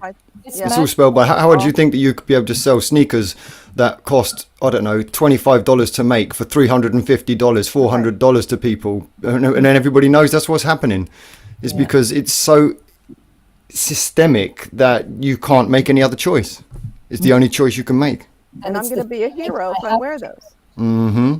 Yeah. And then it comes into all the other archetypes as well. They come to intermingle with that. Can you imagine that you're an advertiser and you decided that you're going to sell people snow in Canada, which we have a lot of, right? You're going to sell people snow in the tropics or someone. You're going to be shipping them some snow and so on. You can do that, you know. You just have to target the right archetype. I have told people that You could sell people anything that they want. You have to decide whether or not you want to be completely ethical or not. You have to decide that. And I'm going to tell you, when it comes to business, there are no ethics in business nowadays at all. Right? So let's break down some very popular advertising campaigns that are out there. Revlon, oh my God. Because if you don't use Revlon, you just won't be the dark lady. You'll be something else. Okay? All right. And I'm sorry for using Kama Sutra. I should say the lover, but anyway, that's the Jungian classifications. We call it the dark lady from the Kama Sutra because it tells exactly. The lover doesn't exactly explain because it's a kind of forbiddenness that comes with it, right? It's carnality. Okay. So when you say a lover could mean here are some flowers. I bow and I play a harp underneath your window, but that's not exactly what the lover is. The lover is the dark lady. It is the salacious, carnal, primal thing. The lover is a primal construct. Okay, it is sexuality, and so that's why I refer to it as the dark lady in that sense, because Revlon is trying to target the dark lady, because what isn't the dark lady is the woman that puts her hair in a bun. Okay? That with glasses. all rationality aside, the woman with the flowing hair, like the shaman in this chat right now with the flowing hair, right? This is wild woman business. There is actually a construct called the wild woman in shamanism. Yes. Okay. And that is actually an archetype. That is the same as the dark lady. Uncontrolled, unbridled, fully aware, bitch or babe in total control of herself. That's what the acronym bitch stands with for. Babe in total control of herself. That archetype is a very strong and powerful archetype. That is a high archetype for women. It emphasizes control, right? Yeah. And so witchcraft took it up and made it into that maiden or whatever, right? And the rest of the world takes it up. So you have shamanism, which was actually, I would have to say, depending on the area, when you talk about religions and you want to get into a theological discussion, shamanism has always been the most egalitarian belief system that there has been, right? There's no hierarchy in that kind of way, right? Especially when you come to original peoples. So when you're talking about in terms of having archetypes play themselves out in regular advertising and so on, targeting women, utilizing this dark woman concept, that dark lady concept, the initiatress, the woman that comes, throws you to the ground and has a way with you and tells you be on your way. That's funny as hell, but you know what I mean. Right? That woman that captivates the minds of men. Because that's what it is. The wild woman captivates the minds of men. Sally with the bun in her hair does not captivate the minds of men. You feel me? Yes. So when it is that women are choosing Revlon, they're not choosing, oh, that might be such a good thing for my hair. I mean, it has protein, it has vitamin in it. Yeah. About that. I don't even know why they say that, right? They're choosing, this is going to turn me into this super babe in control of herself, right? That men are going to see, and I'm going to captivate their minds. And that's what the advertisements portray. And that's what it picks up in the woman's mind, and they decide that they're buying Revlon. So Revlon is a good example. Nike with the Just Do It ad as an example. Just do it. Because, that's the dumbest advice you could give to anybody. I mean, just think about that for a moment. Just do it. Really, Nike? A lot of people who've gone through with the just do it idea are in jail or dead. All right? Right. All right? Red Bull gives you wings? Seriously? Yeah. Yeah. Yeah. Yeah, it does. And it gives you wings for all about 10 seconds before you drop down to earth and realize that gravity is a real thing. Yeah. Right? So do we subconsciously access these archetypes to get what we want, Yes. to match our desires? Absolutely. Yes. So in a way, we do need them. All right, dig this, right? Laura walks into a bar, Marty. There's a man at the end of the bar. He's just having his peaceful little, I don't know, what do men drink? I don't know. Guinness. A Guinness. He's having his little Guinness by himself. Laura walks by the bar, then flings her head, and then some of her dreadlocks hit him over the head. And he's like, that smells like jasmine, right? Activates the minds of men. And that's how that works. So, yes, Laura does, depending on who you are. This is where we get to the point where we have that discussion about how to utilize them, because archetypes are superpowers. They absolutely are. I'm going to say that right now. They are superpowers. Once you are in them and you are running them purposefully and consciously, running them and pulling them out, the persona that's inside of there that's pulling itself out. Once you are running them, you have attained a superpower. Yeah. Right? Right? Like Laura with the head swing with it. So it's about you running them in your authentic sovereign self rather than them running There we you. go. And There that's we go, the whole Laura. difference. Yeah. So you have to know what's running at any point in time, right? Like how many people in this chat who are, most of the people who watch this show have some sort of spiritual inclination. How many of you are inside your magician when you are actually operating? I'm going to hum the Jeopardy theme song as I wait for that answer. You get my point. How many of y'all are actually in there? You can't be out of there. You have to be that thing. I keep saying to people, whenever it is that I've taught martial arts, I've taught yoga, I've taught a lot of things in this life, and I keep telling people, and I want you guys to hear me, you can never be halfway on anything that you do. You gotta be all in. Yep.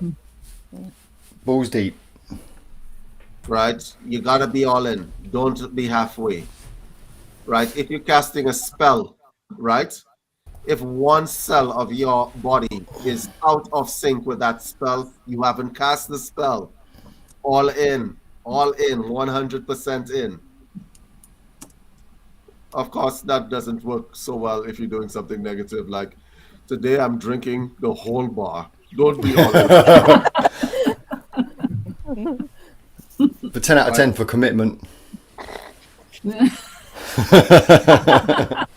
You got to be all in when you're doing these kinds of work. So as an example, what I would suggest for those of you who are in the chat, if you're going to be doing, if you're going to be trying to work with your archetypes and try to find out the deep personas that you have and ingrained in you, right? Like, let's say you decided, oh, David keeps talking about the dark lady, I'm going to pull that person out. Careful with that. That could lead you down a certain place that you may not want to go. Right? But meditate on it. See it. Get to know, because these things are in there. Huh? Yeah. And pull that out and have that kind of discussion. Right? It's in the superego and so on, and they're floating around. Pull that out and see what it feels like. Yeah. There are a lot of people that have not met themselves as yet. Yes. They're in the middle age and they've never met themselves. I remember listening to a song from the 60s. I've been to paradise, but I've never been to me. Yeah. I've been to paradise, but I've never been to me. Took the hand of a preacher man and we made love in the sun. That song, you remember that song? And that woman is absolutely correct, because she was being the dark lady for all of her life. but then she saw someone. The summary of the song is that she saw someone, a woman with her kids, right? And she had been the dark lady for her life. She'd been to Georgia and California and anywhere she could run, right? In the hand of a preacher man, and she made love in the sun and all that sort of stuff. But then she saw the woman with the kid, and then what happens in her mind is that she realizes, I've been everywhere, but I haven't met that person in me, that mother person in me. You see what I mean? Yeah. So what I would suggest you guys do, and I say this tongue in cheek, I will not be responsible for whatever insanity this causes, is that you go and you meet those archetypes and you pull them out and try them on like clothing. Make them your friend, right? Because we're all schizophrenic in the end. All of us are. I actually do this, and I find it a good practice, because there are times when you can choose to enter into an archetype because you've assimilated, you've judged a situation and you have deemed it appropriate to do so. And when you're coming from that kind of viewpoint, then these archetypes can really help you to live your life. They can really, help you to move forward and to enjoy your life, as long as they're not, being run by programs. Obviously, as long as it is an actual choice. They help you understand you. At the end of Yes, the day. exactly. I mean, you can, if you could go from being, let's say, a motherly role, and then go into a situation where you need to, let's say, for instance, you're going from home to work and you have a meeting and you've got to switch into that masculine mode. There's no point in walking into a meeting still wearing your mother clothes, are there? You're not going to get very far with the board, are you? And so there's it's useful to be able to know what your archetypes are and how you can use them. So it's actually part of the self-mastery journey then, isn't it? I believe so. Yep. Yeah, that must be part of the inner work. Find out whether you're running it or it's running you. Or the outer expression. Yeah. Yeah. And as David was saying earlier, to get to know all of them, to get to know ourselves. Mm. Because in every woman there is a dark lady. Yes. Mm-hmm. Yeah. Except for my mum.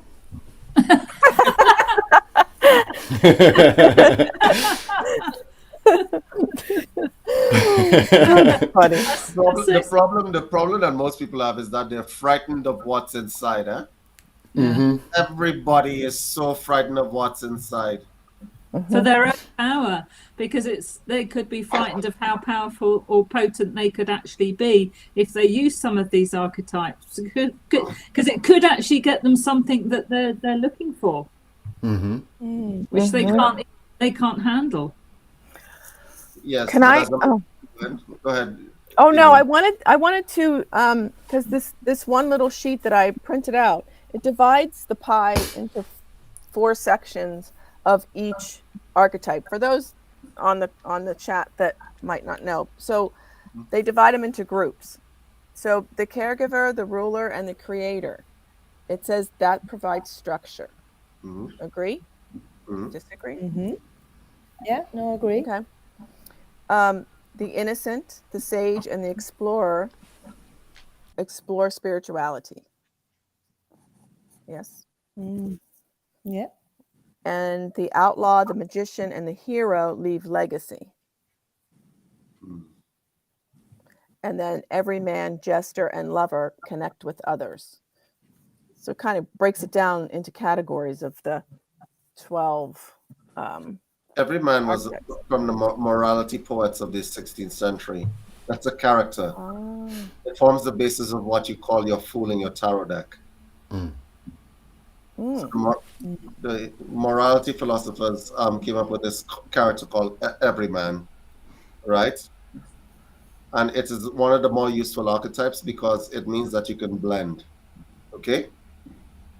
And so the morality philosophers came up with this construct, and the fool in the tarot deck. A lot of people don't look at the tarot deck in the way that it should be looked at. If you are using Rider-Waite as an example, there's a story that the tarot deck goes through. The fool sets off on his journey and he encounters these characters that are in the tarot deck. But the characters that he is encountering in the tarot deck are characters, are aspects of himself. Right? Where he's learning his own power. So I say this with very, with a lot of commitment. Listen to me very carefully when I say this, guys.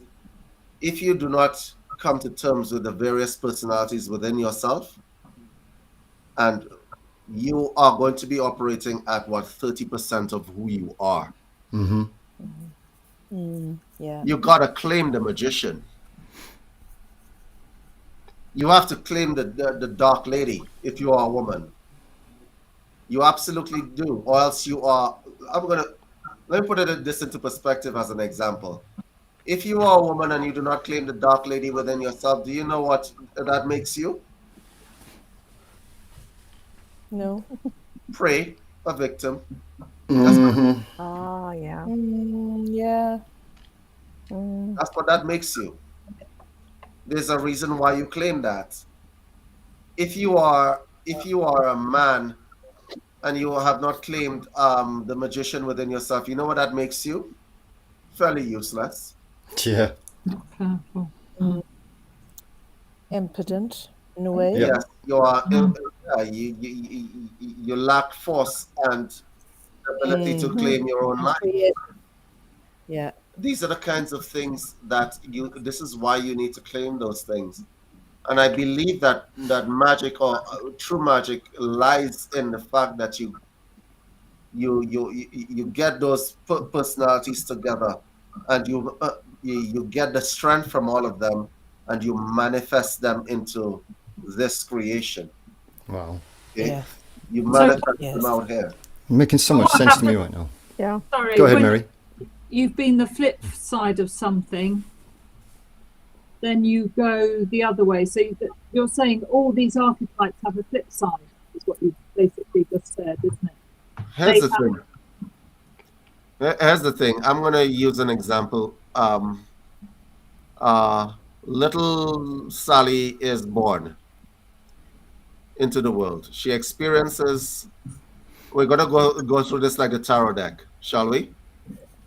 All right. So little Sally is born. She goes into the world like the fool, completely like a blank slate. On her journey, she encounters, right, the father figure.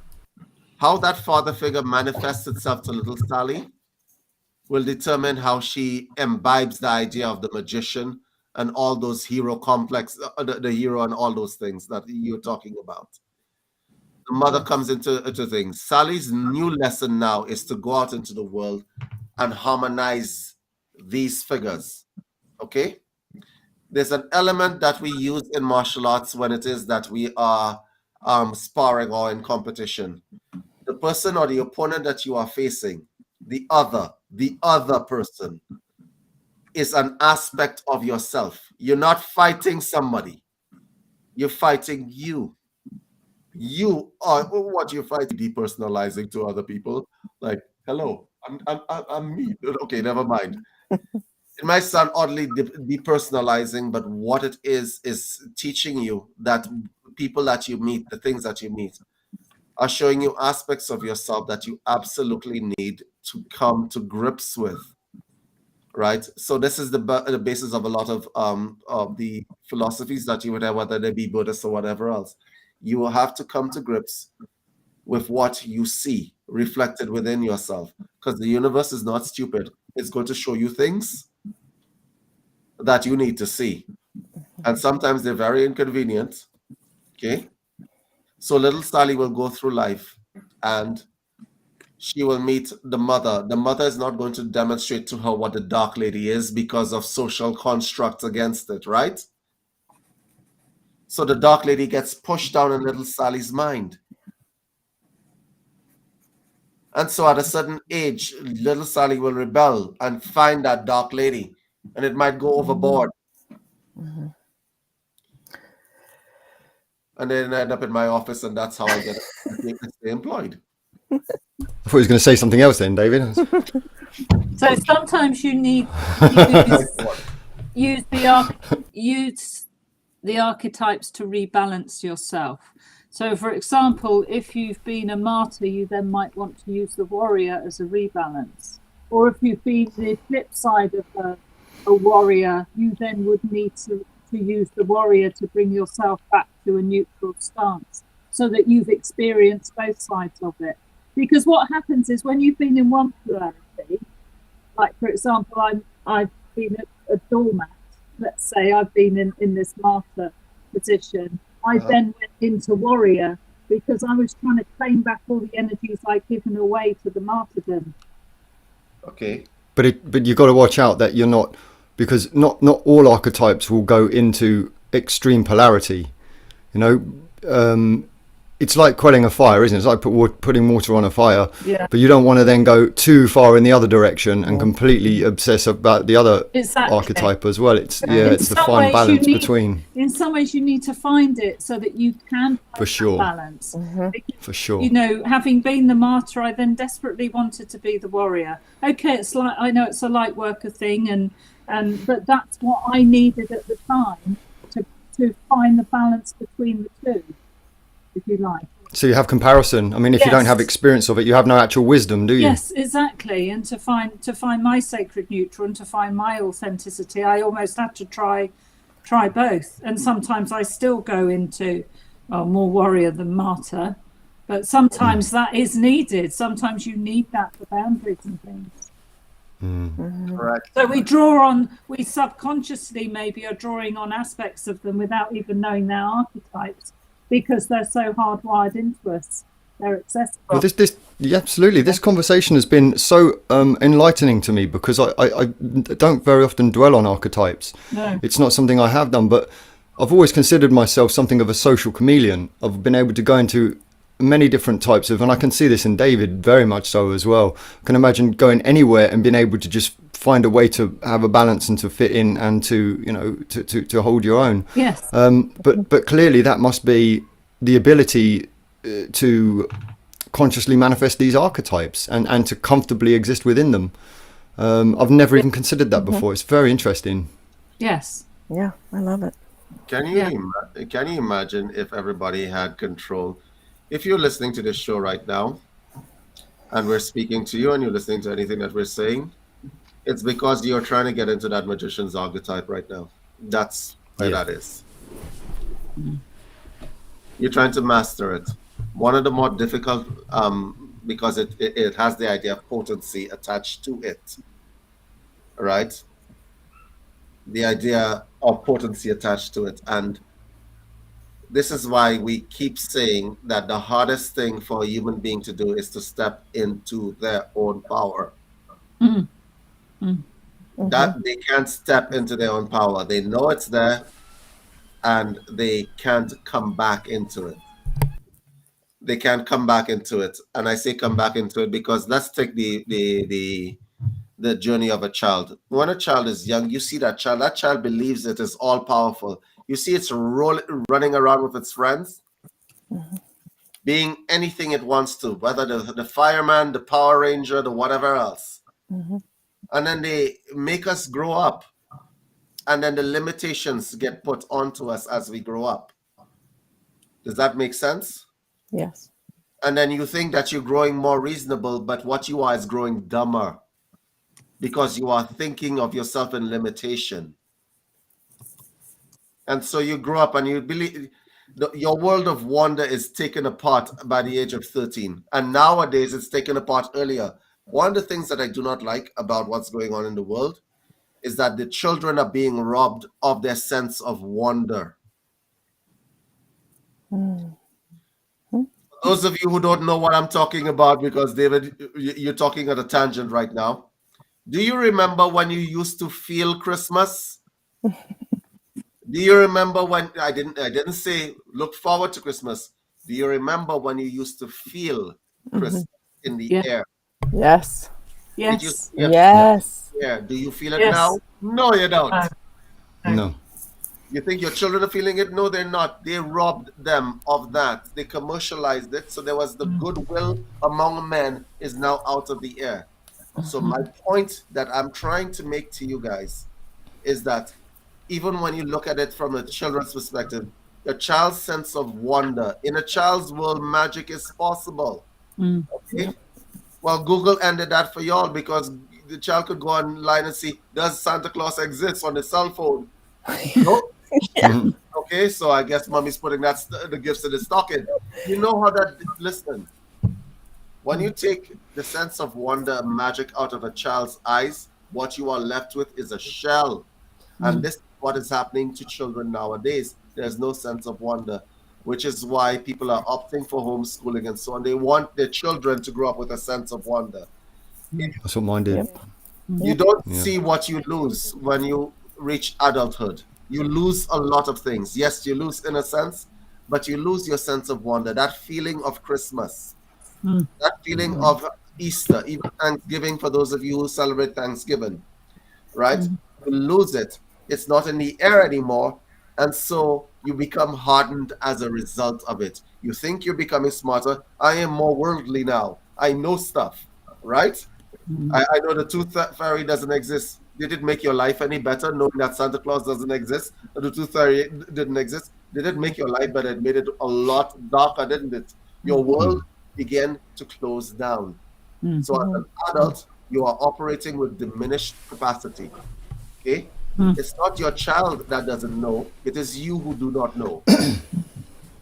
Because you have created a diminished capacity of yourself to operate within the bounds of what society tells you is applicable. Yeah. Now, I know this crazy lady. I won't mention her name. This woman goes all out at Christmas. This woman, listen, I used to live in this country. And there was this lady, her name was Cheryl, and she had myself and her husband put lights all over our house. That was a lot of work, okay? Yeah. Right? Doing a Christmas tree is a lot of work. Christ, I didn't know Christmas was so hard. Made us work. Why? Because she was intending that her kid was going to continue to have that sense of wonder. And I thought it was a lot of work. I thought it was stupid because my back hurt for days afterwards. But the fact of the matter, I respect her now because her kid turned out to be one well-adjusted person. Okay? So, especially for those of you in the spiritual field, you want to know what you guys are doing in esoterics. You're not trying to reclaim what you all already lost. Yeah. Yeah, absolutely. The journey. And just back. watch out that you're not damaging the next generation in the process, because it can go either way. We homeschooled our children, and there was a community. There are communities of people that do it, and we get together, and we made some very good friends out of these communities. And there would be a tribe of children running around in these places from all ages, just being together, and it was wonderful. And as soon as you brought a child that was school educated, I'm not knocking it, it's just different. Then it was evident. It was self-evident. You could see it. You could see that they struggled to understand each other, and they'd have to find some of the less innocent homeschooled children to bridge the gap between the two different types of childhood that we had going on. It was very interesting to see the dynamics. But then also there was people who were trying so desperately to heal their wounded child within them through spirituality that they were then imprinting it into the children and ruining their childhood through spirituality. Yeah. And veganism and things such as this. I'm good. No.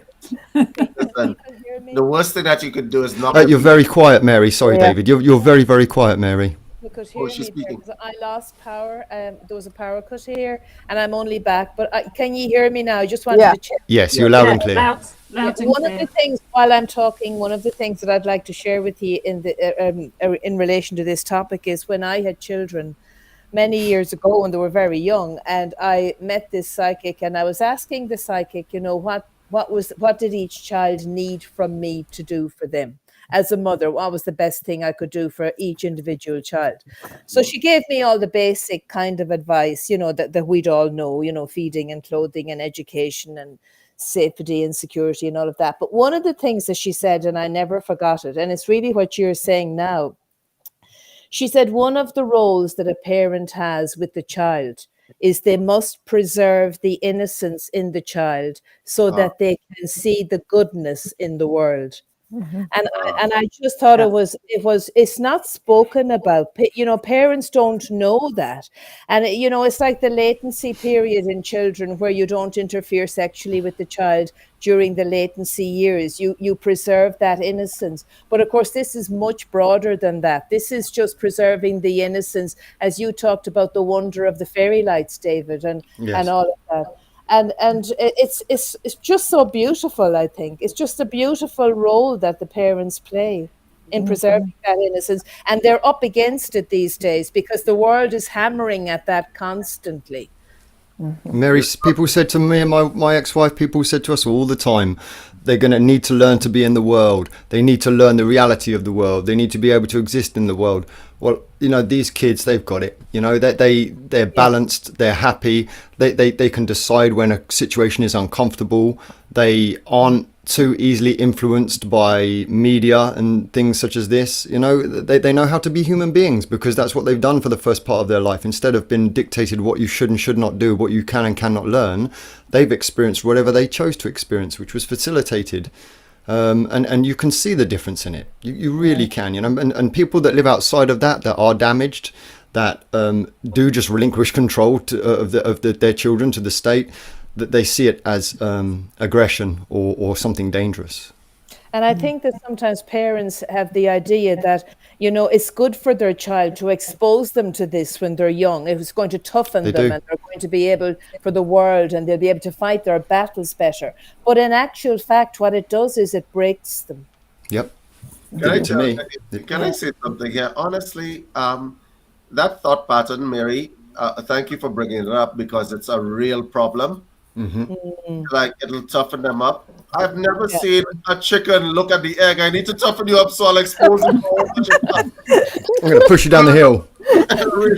Oh my God, our species are not the brightest on the planet. Hey, little egg, I'm going to toughen you up by throwing you out of the nest. Guess what's going to happen? Yeah. Like the attack on children's innocence as of the last decade or so has been constant and unending. Listen, I want to put this in a way that is that your users can feel. When you were a child and you felt Christmas in the air, that was your psychic sense reaching out and experiencing the goodwill amongst men. It was part of you that was reaching out and feeling it in the air. Yes. If you lost that, you lost part of yourself. You lost part of the integral part of yourself. So looking at children and seeing what they came in with, you should be that's a jealousy that happens with a lot of people, right? Yeah.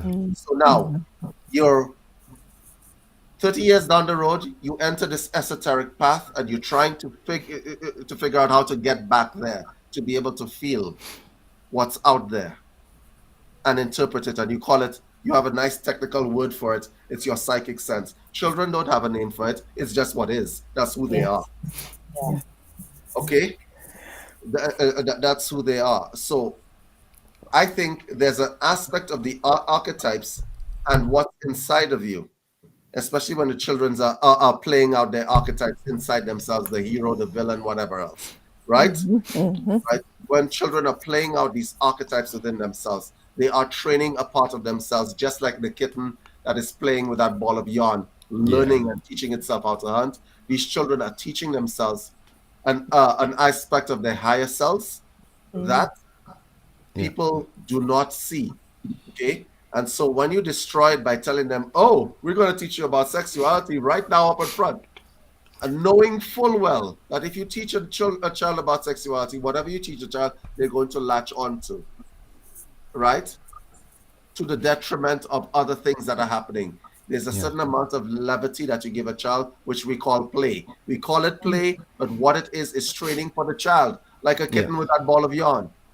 You don't see a mother cat looking at the kitten and say, no, play with it this way. It doesn't do that. The kitten learns. I'd like to share an example, David, or a couple of examples. And one of my youngest, Crystal, her name is, she decided once that she wants to be a boy. and experience what that's like. So for 2 years, she cut her hair, changed her name to Chris, and lived as a boy. Once she'd satisfied herself with that experience, she'd come back to Crystal again. Was growing her hair in as a girl, as a female. So, there was no definitive decision. It was an experience, and I thought that was very noble. I really, really enjoyed that. But one thing that I saw, one example that I saw that really hurt hard. We were at a wedding that was at a friend's property of mine, where he's got this beautiful country property that people come and have weddings and things on there. And we had at the end of the evening, we had an open fire, and we were toasting marshmallows and sitting around the open fire. And there was a group of women, and you could just see their disapproval at this fire. And there was a little boy there, and he was standing there looking at all of the other children enjoying themselves around this fire. And he was the look of desperation in his face. That look like that. And he looked back at his mum, and she said, "No, that's dangerous." Oh. And he just had to stand there and just watch. Mm-hmm. And my heart just broke, because I could see how much he wanted to. I mean, that's... And you could see the women standing there with their arms folded, looking at everybody like that. It's called helicopter parenting, and it's never a good thing. It was awful, and it's just there was no wiggle room at all for that little boy to even say, "Mummy, can I not even just sit a little bit close and have one marshmallow?" Or it was just a straight no. Well, and claim danger when clearly there's 13 people sitting around that fire who are in no danger at all whatsoever. So it's how that must appear to that child, and I would imagine when he grows up he's going to say "fuck mum." Mm-hmm. You can feel it, actually, as you talk about it, Matty. I can feel the child. Yeah. Poor little devil. Yeah. Yeah, you just have to go to a playground and watch parents and their children interact. It's "Oh no, don't fall. Oh no, I'll help you. Oh no. Oh my gosh." And it's like the children, they have to fall and they have to get hurt. Yeah. So, wow. One of my girls used to like showing the boys up. That was her favourite thing to do. So she used to go down to the playground, and where they'd be messing around saying they can or can't do things, she'd shimmy up and do chin-ups on the bars and things like this. It was remarkable. And that was just because she'd been allowed to experiment and experience. And she discovered, I can do this. Exactly. Whereas these other kids are predisposed with, well, on the playground, we're not allowed to do that. Therefore, it must be impossible. Yeah. Yeah. So interesting. The way they limit these children has been never a good thing. Yeah, and mine are kicking off outside. Helicopter parents. That's what Lillian's saying. Yeah. You never get to a stage where you shut down the child's idea of possibility, and they grow up as despiritualized creatures. Yeah. And I suppose I do feel a bit for the parents of today and even recently, because one of the things I noticed as a parent was I started to observe a change that wasn't there actually when I was a child. Because when I was a child, I was brought up in an environment where the parents just knew everything, and you just depended on the parents for everything. And you just asked your parent and you completely trusted whatever they said. But I did notice a slippage when I was a parent, and I noticed it with my peers, where parents began to be afraid to be parents. And I think it's gone much worse even now in the younger generation, because there's so much pressure on parents, and they're attacked a lot by, you're not doing it right and you didn't say it the right way. And they do feel under a lot of pressure. And I would have seen it a lot in the schools as well. Mm-hmm. And there's a lot of pressure from each other, and that it has to be done right, and there's the correct way. And there's a lot of that's putting pressure on parents now. It was much more organic when I was young. And I suppose I'm very lucky I grew up in such an organic age. But it's very technological now, and everybody is so technologically smart. Not me, and that's a pity. I would prefer to be, but it's just that it's something that I have observed, and I feel for them sometimes, because I just think it's okay to make the decision. It's okay to say to your child whatever you think is best for your child, even if others disagree with you. It's okay to do that. I think that a little bit of that needs to be reclaimed. So, Mary, I did an experiment myself. I don't have kids, but I went to a PTA, parent teacher. Oh no. I did just to see what I could see. Yes. What the hell? Why do you all go to these things? What the hell? Like, what is wrong with these people? Like it's worse than church. Yeah. That is worse than church. Oh my God. Like, you got a bunch, like everybody in the PTA is judgmental AF. Yes. School board meetings too. School board meetings are horrible. And I think the instinctual aspect has slipped out of it a bit, and it's more the knowledge and the what you've learned in the books and all of that kind of thing. And I think that the instinctual knowledge and the instinctual goodness that people have is something that needs to be nurtured more and brought into that sort of relationship more. It's generations of people who haven't been able to think for themselves, haven't been taught to think for themselves. Therefore, the state has completely taken control of the thought patterns. Correct. Until we're at a point now where schools can prosecute parents. Yeah. Schools can take legal action against parents, not the other way around. Not the other way around. Not your school needs to be the best for my child. It's no, the other way around. The school dictates what you can and cannot do, which is a dangerous concept. Even when you can take your holiday, even when you can take your family holiday. Exactly. And then if you couple that with parents who are too busy watching TikToks and pulling duck faces and sticking their ass out, then you've got a recipe for absolute destruction. Yeah. And I was just thinking when my kids were little, but so their archetype, like let's say my son, he wanted to be the explorer. He wanted to go on his bike when he was 8 and he wanted to take it, to the neighborhood or next neighborhood. Cool. Yeah. So I let my kids do that. But what I found is it's almost as if we had that intuitiveness with our kids. And I just remember feeling this invisible string with them. Like I was with them, even though he was wandering with his bike, and who knows, no phones back then. So it was total like trust, and I gotcha. Like I got this invisible string. I'll know if you need help. I'll know if you need me to come get you. Like I think we've lost that too. The new generations coming in. Yes, because all of that psychic awareness got killed off when they were young. Because I asked the question earlier on, I asked you if you could remember feeling Christmas. If you can remember feeling Christmas, then you had enough time when you were younger to develop some aspect of your spirituality to be able to reach out past yourself. Yes. Right? These new people that are out there, listen, I am going to say this, and it's not going to be politically correct. The way society is structured right now, it is structured specifically to kill every piece of psychic awareness, spiritual awareness that an individual has. Because it used to be that you had to reach out to other human beings now.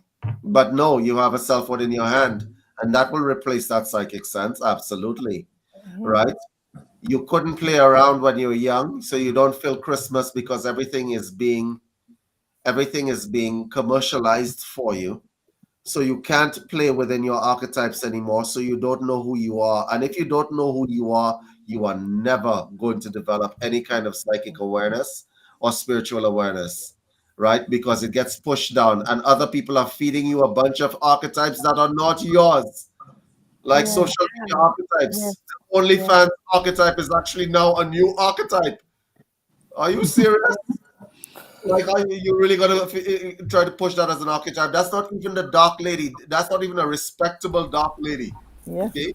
Wow. Because the respectable dark lady, what it used to be in olden times, was a woman in total control of her power, not just sexual power, of femininity, what we call divine femininity. Yes.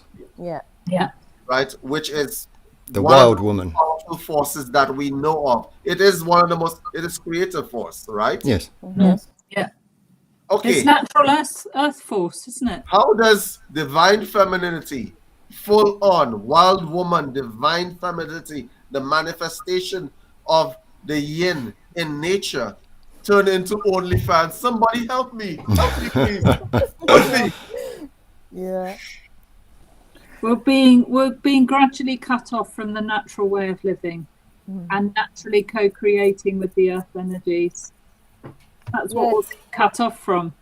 Yeah. Instead There's no more divine, there's just femininity, right? No more divine. Forget about that part. It's just femininity. And in masculinity, I don't even know what's being run out there as masculinity now, right? Because it used, I mean, the Marlboro Man was bad enough. I mean, like, seriously. Like, David, I went to a store fairly recently to go to buy clothes. I wouldn't know. Tell me. I went to a store recently to buy clothes. It's not something that I do very often. I generally wear the same kind of things, tees, jeans, you know, and I decided I'd go into one of these stores and have a look. I actually almost said to somebody, excuse me, but where is the men's section? Because I was like, you know, is this just for gay people or what? And, you know, I don't mean to be put. This is what it looked like. Everything was feminine. Everything was feminine. There was absolutely no masculine clothes in there whatsoever. And I'm not knocking people that want to be feminine in any way, shape, or form. It's you know, but I just think when it's being fed to you that way, when it's you know, there's this archetype of mother. I see that more in men than I do in women these days. You know, there are these new types of men that I call mum men. You know, and they're everywhere, everywhere. I went shopping for clothes myself. Okay, I was overseas. I didn't pack properly because I hate packing. Right, I was going to go to the gym. Why is everything in here tight? Why do I need it? I am going to be like, no. And what are these colors? No, absolutely not. Like, you could call me whatever you want. You could tell me I'm insecure. I just don't like these colors. Okay, Yes. I'm not putting Exactly. them on, right? Yeah. I just don't like these colors. So there's a lot of stuff being thrown around. I think also that people would like to create a new kind of knowledge about people. Human psychology has not changed all that much in the last, how many millennia? But it is changing now by forced evolution. Agreed. Okay? Yes. It is changing now by forced evolution. So what you have is a bunch of people telling people what they should be like. Yeah. And none of it is natural, because at the core of our being, I keep saying it over and over again, all we are looking for is little hearts floating up to the ceiling. We're not looking for political nonsense.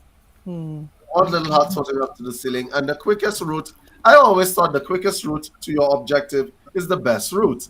But no, apparently to get to little hearts floating up to the ceiling, I have to go to politics, then I have to go to gender politics, then I have to go to right and left politics, and then somehow or the other, in between that, I have to get to the place where I have to fight with women for a little bit and deal with all this ideological stuff, but then you can't skip the religious touch, right?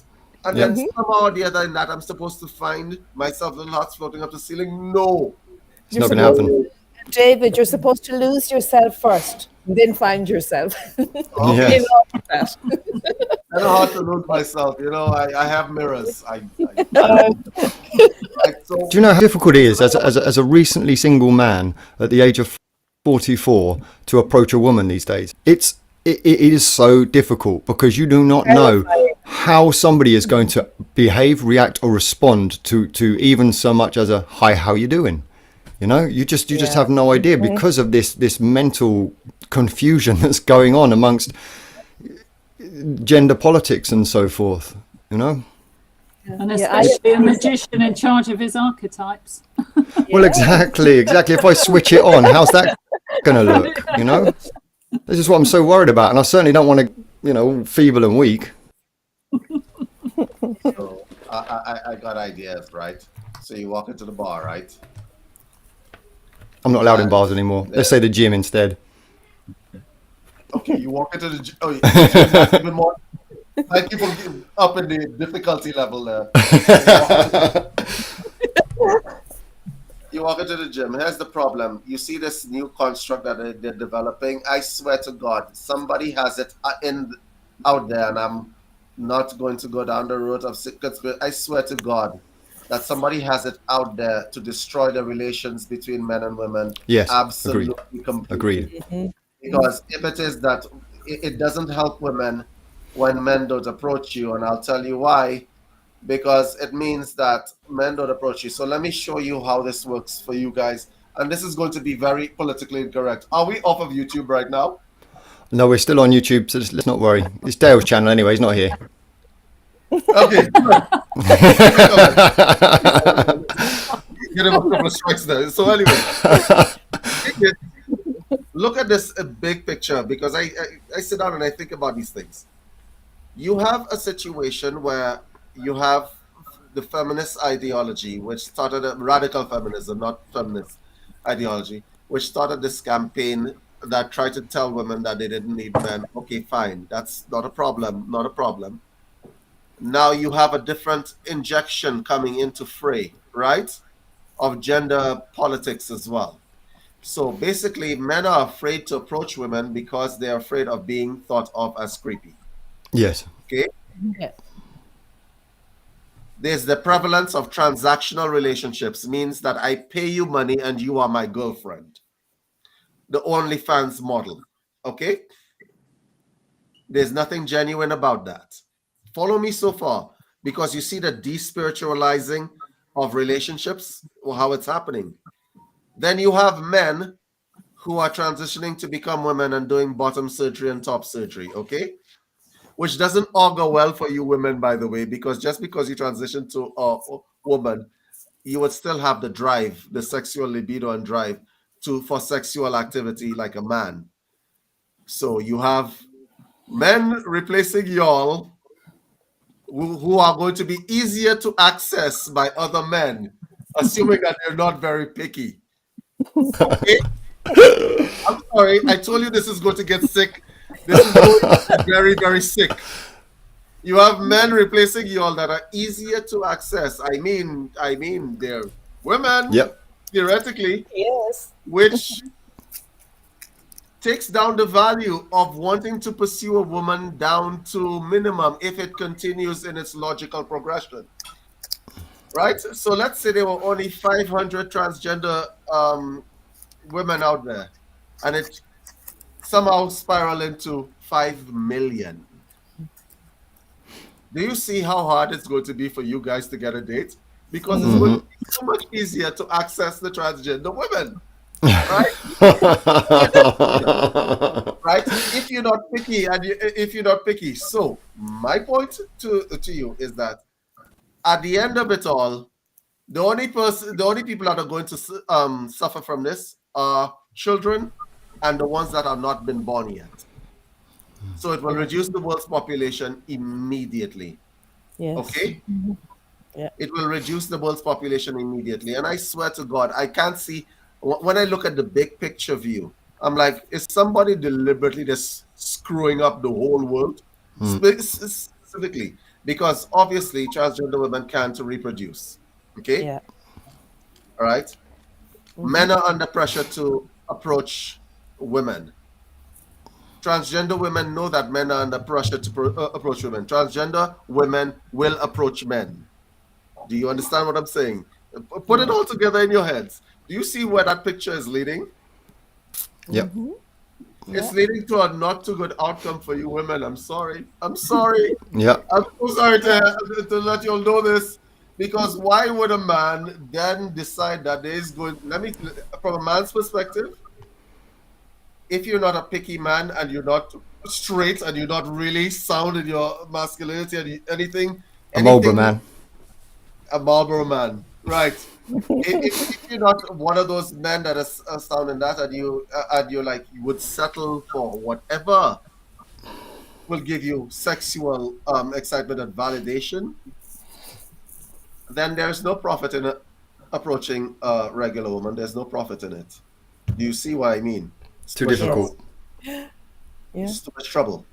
Yeah. And so you will either stay by yourself or you will turn to a transgender woman where you know that there will be no complications such as pregnancy.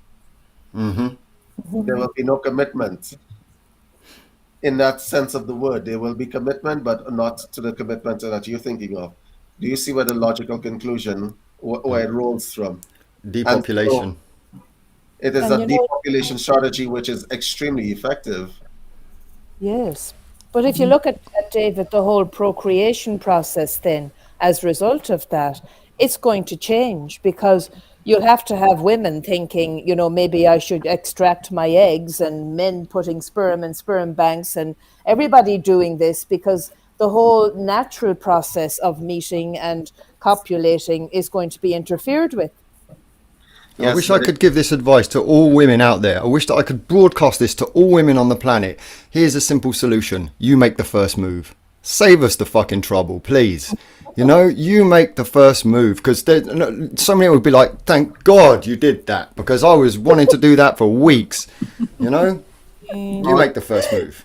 Yeah, but all of this stuff, it despiritualizes people, because the chemistry, the looking for the other, the connection between people is being destroyed. I mean, totally destroyed. And they've created a new archetype, which is the victim.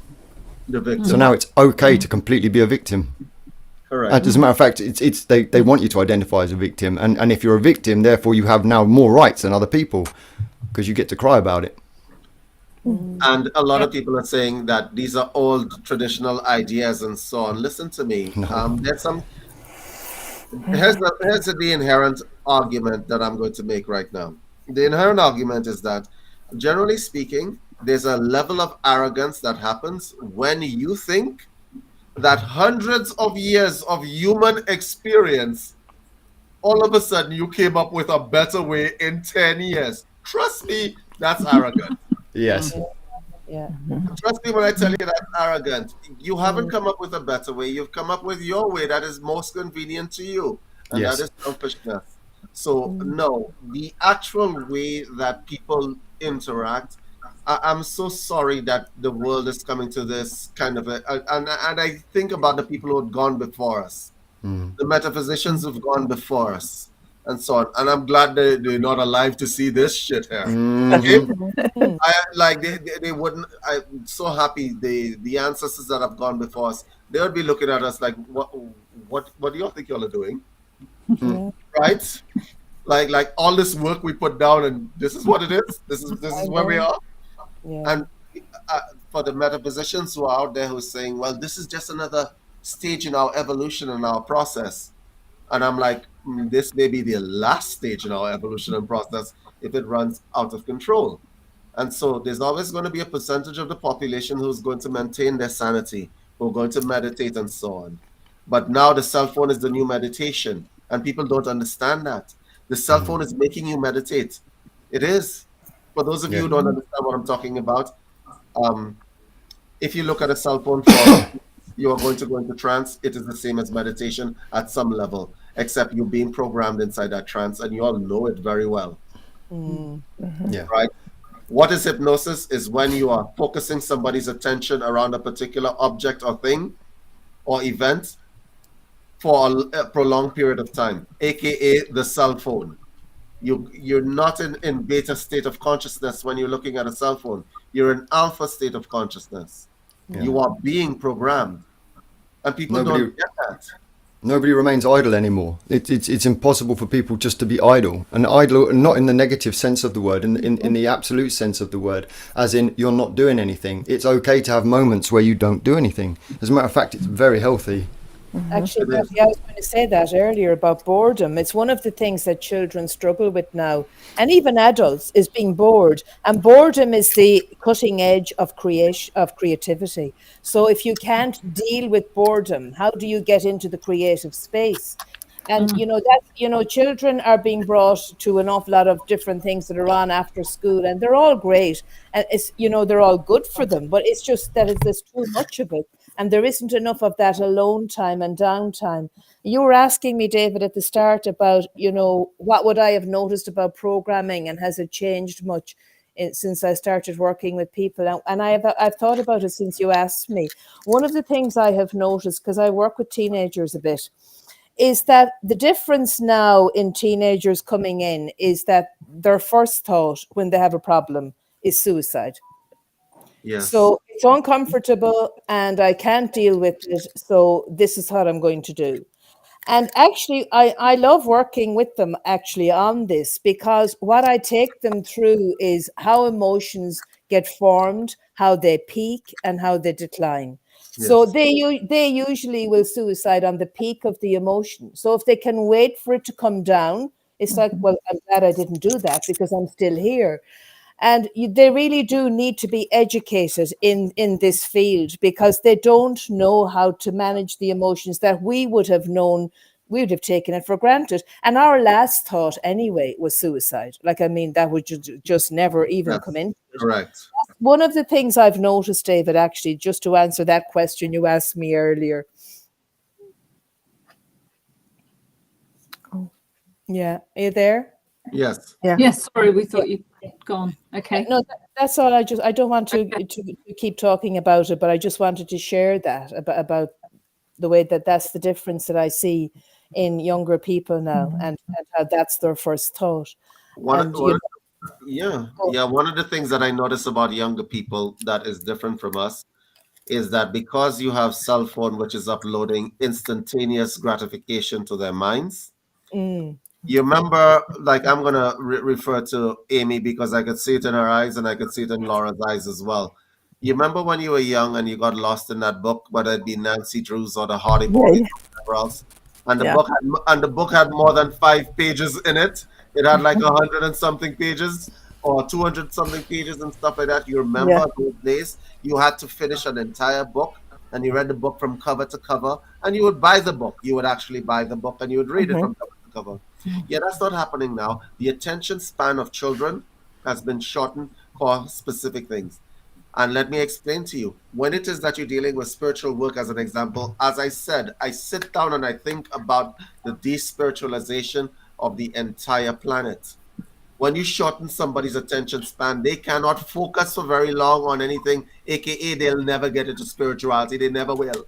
Because it ain't instant gratification. That's for damn sure. Yeah. Okay? It ain't instant gratification. You are despiritualizing that person. Right? So let's say you wanted to read a book on spells or a book or whatever else, a book on magic and so on. People are not doing that. The Book of Shadows, they're not going to read that. Okay? But what they're going to do is go onto YouTube and do whatever 5-minute video or whatever the case may be. Or TikTok. So the children, as an example, are despiritualized because they lack their focus. Because lack of focus, look at the skills that these children are losing. They're losing their sense of wonder. They're losing their sense of focus, the ability to focus. They're losing their ability to initiate trance by themselves, to play within the archetypes and so on. The archetypes are being fed to them via TV and a cell phone.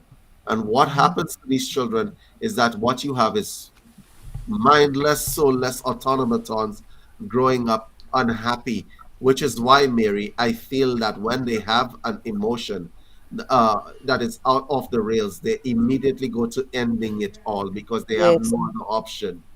Exactly. And They it's so can't go sad. They're so beautiful. I actually do love working with them. And it's more prevalent in boys than in girls. For some reason, girls are handling this better, but boys just are going for that so quickly, and they know exactly how they're going to do it. And it's only that they need training. And they've asked me even to go into the schools and to teach them about emotions and how they rise and how they decline and all of that. Well, Mary, I have some really bad news for you. And the Yes. bad news is that in Canada, where I live, as an example, they have expanded the MAID, Medical Assistance in Dying program, to mature minors. So Oh what God. what it is, for those of you who don't know what that is, medical assistance in dying is Canada's assisted suicide government run assisted suicide program. So, and it does not only mean when you have some terminal illness and you would like to die. They expanded it late last year, to people with chronic mental illnesses. So nobody's doing the work anymore. You could just end it. Yeah. Yes. And this year, they expanded it once again to mature minors. I find that unforgivable. I read the legislation. I read it on the government of Canada's website. I find that unforgivable. I will never agree with that. I will stand for something. Listen, there's no. What is a mature minor anyway? What does that mean? That's a juxtaposition. It's not a real. It's nothing that actually exists. No, it's a contradictory term, actually. I will never agree with that. No. And there's the problem. A lot of people, when it is that these policies are being implemented, they will not say anything. I will say something. This is wrong, wrong, wrong. Yep. When it is that you have a child that is suffering from chronic depression over a prolonged period of time, you do the work and you save that child. What are you talking about? What are we talking about here? Yeah. Right? David, did you? When we discussed this privately, and didn't you say that it was shown what would be approved and what would not be approved, and it was much easier for a child to say I'm depressed and want to kill myself than it is for a child to say I'm terminally ill and I want to go out peacefully and not in pain. So they're actually preferring the suicide over the actual. Maddie, I don't know what possible justification that I could say honestly. I can understand because Canada has, and I've tried to understand from different perspectives because I like to argue with myself and argue against myself. So I try to put myself on the side of the people who are supporting this stuff.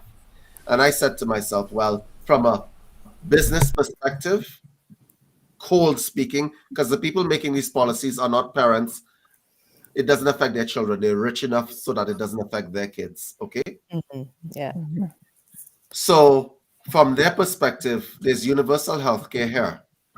So what they're doing is releasing the burden on the healthcare system by eliminating the aspects of the healthcare system, the burdens that do not need to be there. Okay? Yes. So if you're suffering from chronic depression over a long period of time and there's no hope in sight, then you can end it. That will release us from having to front the bill for your recovery. For the rest of your life. Yeah. Exactly. Yeah. So I understand where they're coming from the financial perspective.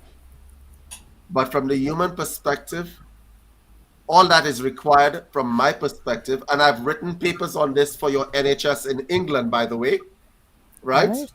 Okay. What is required is to stop making every mental health care professional person an official of the NHS. Stop doing it. Yeah. Yes. Okay? Have courses where people can teach people how to help other people. Disseminate it so that people can reach people where they are. Okay. The AA program is a perfect example of that, right, David? The AA was I've just been reading through the book, the 12 step or whatever it's called, and it was decided in there that no clerical person could help or medical person could help another alcoholic. Only another alcoholic could help them. Yes, disseminating the information, because by the numbers alone, you will reach a wider cross-section of the population. But the problem with centralizing healthcare, right? I mean, there's the CPR program, learning CPR and first aid as an example. Learning psychological first aid in times of crises and so on. Like, disseminate that information to everybody that's out there. Yes. Right? Yes. Because a child in crisis, as an example, will have there's only a certain amount of time that you have to get through to that child. Mary, you understand what I'm talking about. I do, yes, absolutely. You have a certain amount of time to get through to that child. And if you are not getting through to that child in that time, that child could very well be lost. Yes. I tell you. Yes. Yeah. Okay. And so the time that you take with your little red tape and your processes and stuff like that, you know how many children fall through the cracks? I know how many children fall through the cracks because I've actually seen it happen. Yes. Okay? I was counseling in the third world.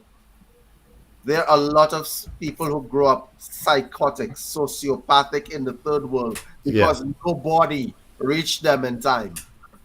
Yes, exactly. Nobody reached them in time. And so the society gets diseased as a result of it. Yeah. And then they blame these kids and they put them in jail, which makes them worse, and then it turns them back out, right? And then it's like, whoa, okay? Because in prisons, as an example, they consider these people, they're being punished. So they're throwaways. Yes. How many people actually believe that prison is a rehabilitative idea? Well, I've been to prison, and I can tell you it absolutely is not. Right? There's nothing rehabilitating. You don't learn anything inside there that is going to help you unless you meet somebody inside there, which is like don't believe the movie. You're not going to meet somebody inside there who's going to introduce you to Islam, and then you turn into a great or unholy person. Okay, that happens like in one out of a million cases. Give me a break. So I think that honestly, when we look, I mean, we got up the topic, but the truth of the matter is, when you're looking at the world in general, the despiritualization of people is leading to a place where, children specifically now, is leading to a place where you have a bunch of people who are out of their spiritual power, who have no way of finding it. None. Yeah. Exactly. Hey, Mary, can I ask you a question? Yes. Are you allowed to touch the children, physically touch the children? Well, no, I wouldn't be. Not working as a counsellor, Matty. I wouldn't. Oh, just a counsellor. Yeah. You see, my ex-wife, she was working. She was as a teacher, a PE teacher, and now she teaches swimming. But it's absolutely they were absolutely discouraged from ever holding or picking up a child if they were in a state of despair or pain or discomfort. It was said an absolute no, and it was you must not imprint any form of that on the children. So what we're talking about is natural, loving, maternal, paternal instincts and safety and protection is considered no. It's considered negative. And I think that's rules awful. They're in place to protect the workers and the helpers, because of all this thing that has been created, a lot of it about, inappropriate touch and all of that, and names and all of that. So that's what's behind all of that. But I do some I do reflexology and Indian head, and I can obviously then, I'm in a different capacity then, but it would be just their feet or their heads. But I don't work with those children like that. They prefer to come to me just to talk about whatever it is that's bothering them. They really do need to talk rather than anything else. Yes. Yeah. I had a situation once when I was out and around when I'd had a conversation with a child and a friend of mine had said, you can't just talk to children like this. And I said, what are you talking about? I'm a parent. I talk to children if I wish. But then it kind of came back on me because this little girl, she really appreciated what I did. And she came up to hug and kiss me as my children would as they're leaving, And I had to I'm sorry, sweetie, I can't, but, it was lovely to meet you. But, and as I was inside, I was like, no, she's going to walk away thinking, oh, why did he not just give me a hug? He's just going to operate to give rejection. Yeah. Exactly. Awful feeling. Yeah, sad. Yeah. Maybe we need another talking stick show on despirituality and how we can step that is a topic that needs to be addressed, because honestly, the only reason that we're doing what we're doing is because I think all of us can see where the world is going. It's not hard to see. Yeah. So maybe we'll do that, guys. I think if you're okay, we'll sort of bring this to a close now. Yes, we're about 2.5 hours in, so it's about time we... Yeah, it's wonderful. Thank you all for coming on. Do you want to give everybody a way to get hold of you, David, and anything you're doing at the moment that you want to put out there? Yes, so guys, if you haven't already seen it, we have a Kujikiri free webinar that's out there on social media. You guys can sign up for that webinar at any point in time that you also desire. It's free it's running on Friday, Saturday, and Sunday. And you guys can sign up whenever you want to. We're also going to be probably rolling out a nutrition course for you guys. A nutrition course for spiritual people as well. That's number 2. Other than that, we'll be doing a number of other things in the future at UCM. So you can email me at info@universalcitizentv.com. Great. Thanks, David. And thanks for coming on. Mary, how can people get hold of you? My email is marykilcoyne@hotmail.com, and I do Zoom work. I do counselling on Zoom. I didn't until COVID, but it is actually one of the benefits of COVID. So I can work with anybody anywhere in the world. Mary, you might want to spell the last name because Kilcoyne is deceptive in the way they write an email. Okay, it's Kilcoyne. Yeah, that's what I meant. That's the Irish way. Maybe give people a way to get hold of you. Yes, you can find me on Earth Nouveau on Wednesdays at 5 p.m. London time, 2 p.m. Eastern Standard Time, and that's actually on tomorrow. Fabulous. Thank you. Thanks Thank you for coming having on. me. Matty, a way for people to get hold of you? Okay, we can find me on Facebook, obviously, and then at twofeathersmedicine.com. We've got various products there, but there's so much more in the pipeline. Yeah, we got a lot going on. I'm also Two Feathers Busy bees. Medicine, or my Facebook page, and yes, I do shamanic self-mastery training. Happy to do one-to-ones with you on Zoom and so on. So thanks, guys. Thanks so much. A really great discussion tonight. Thank you, everyone who came in the chat and who joined in, and thank you all for being here. Thank you. Thank you. Bye-bye. Bye. Are you there? We are still live. Mm-hmm.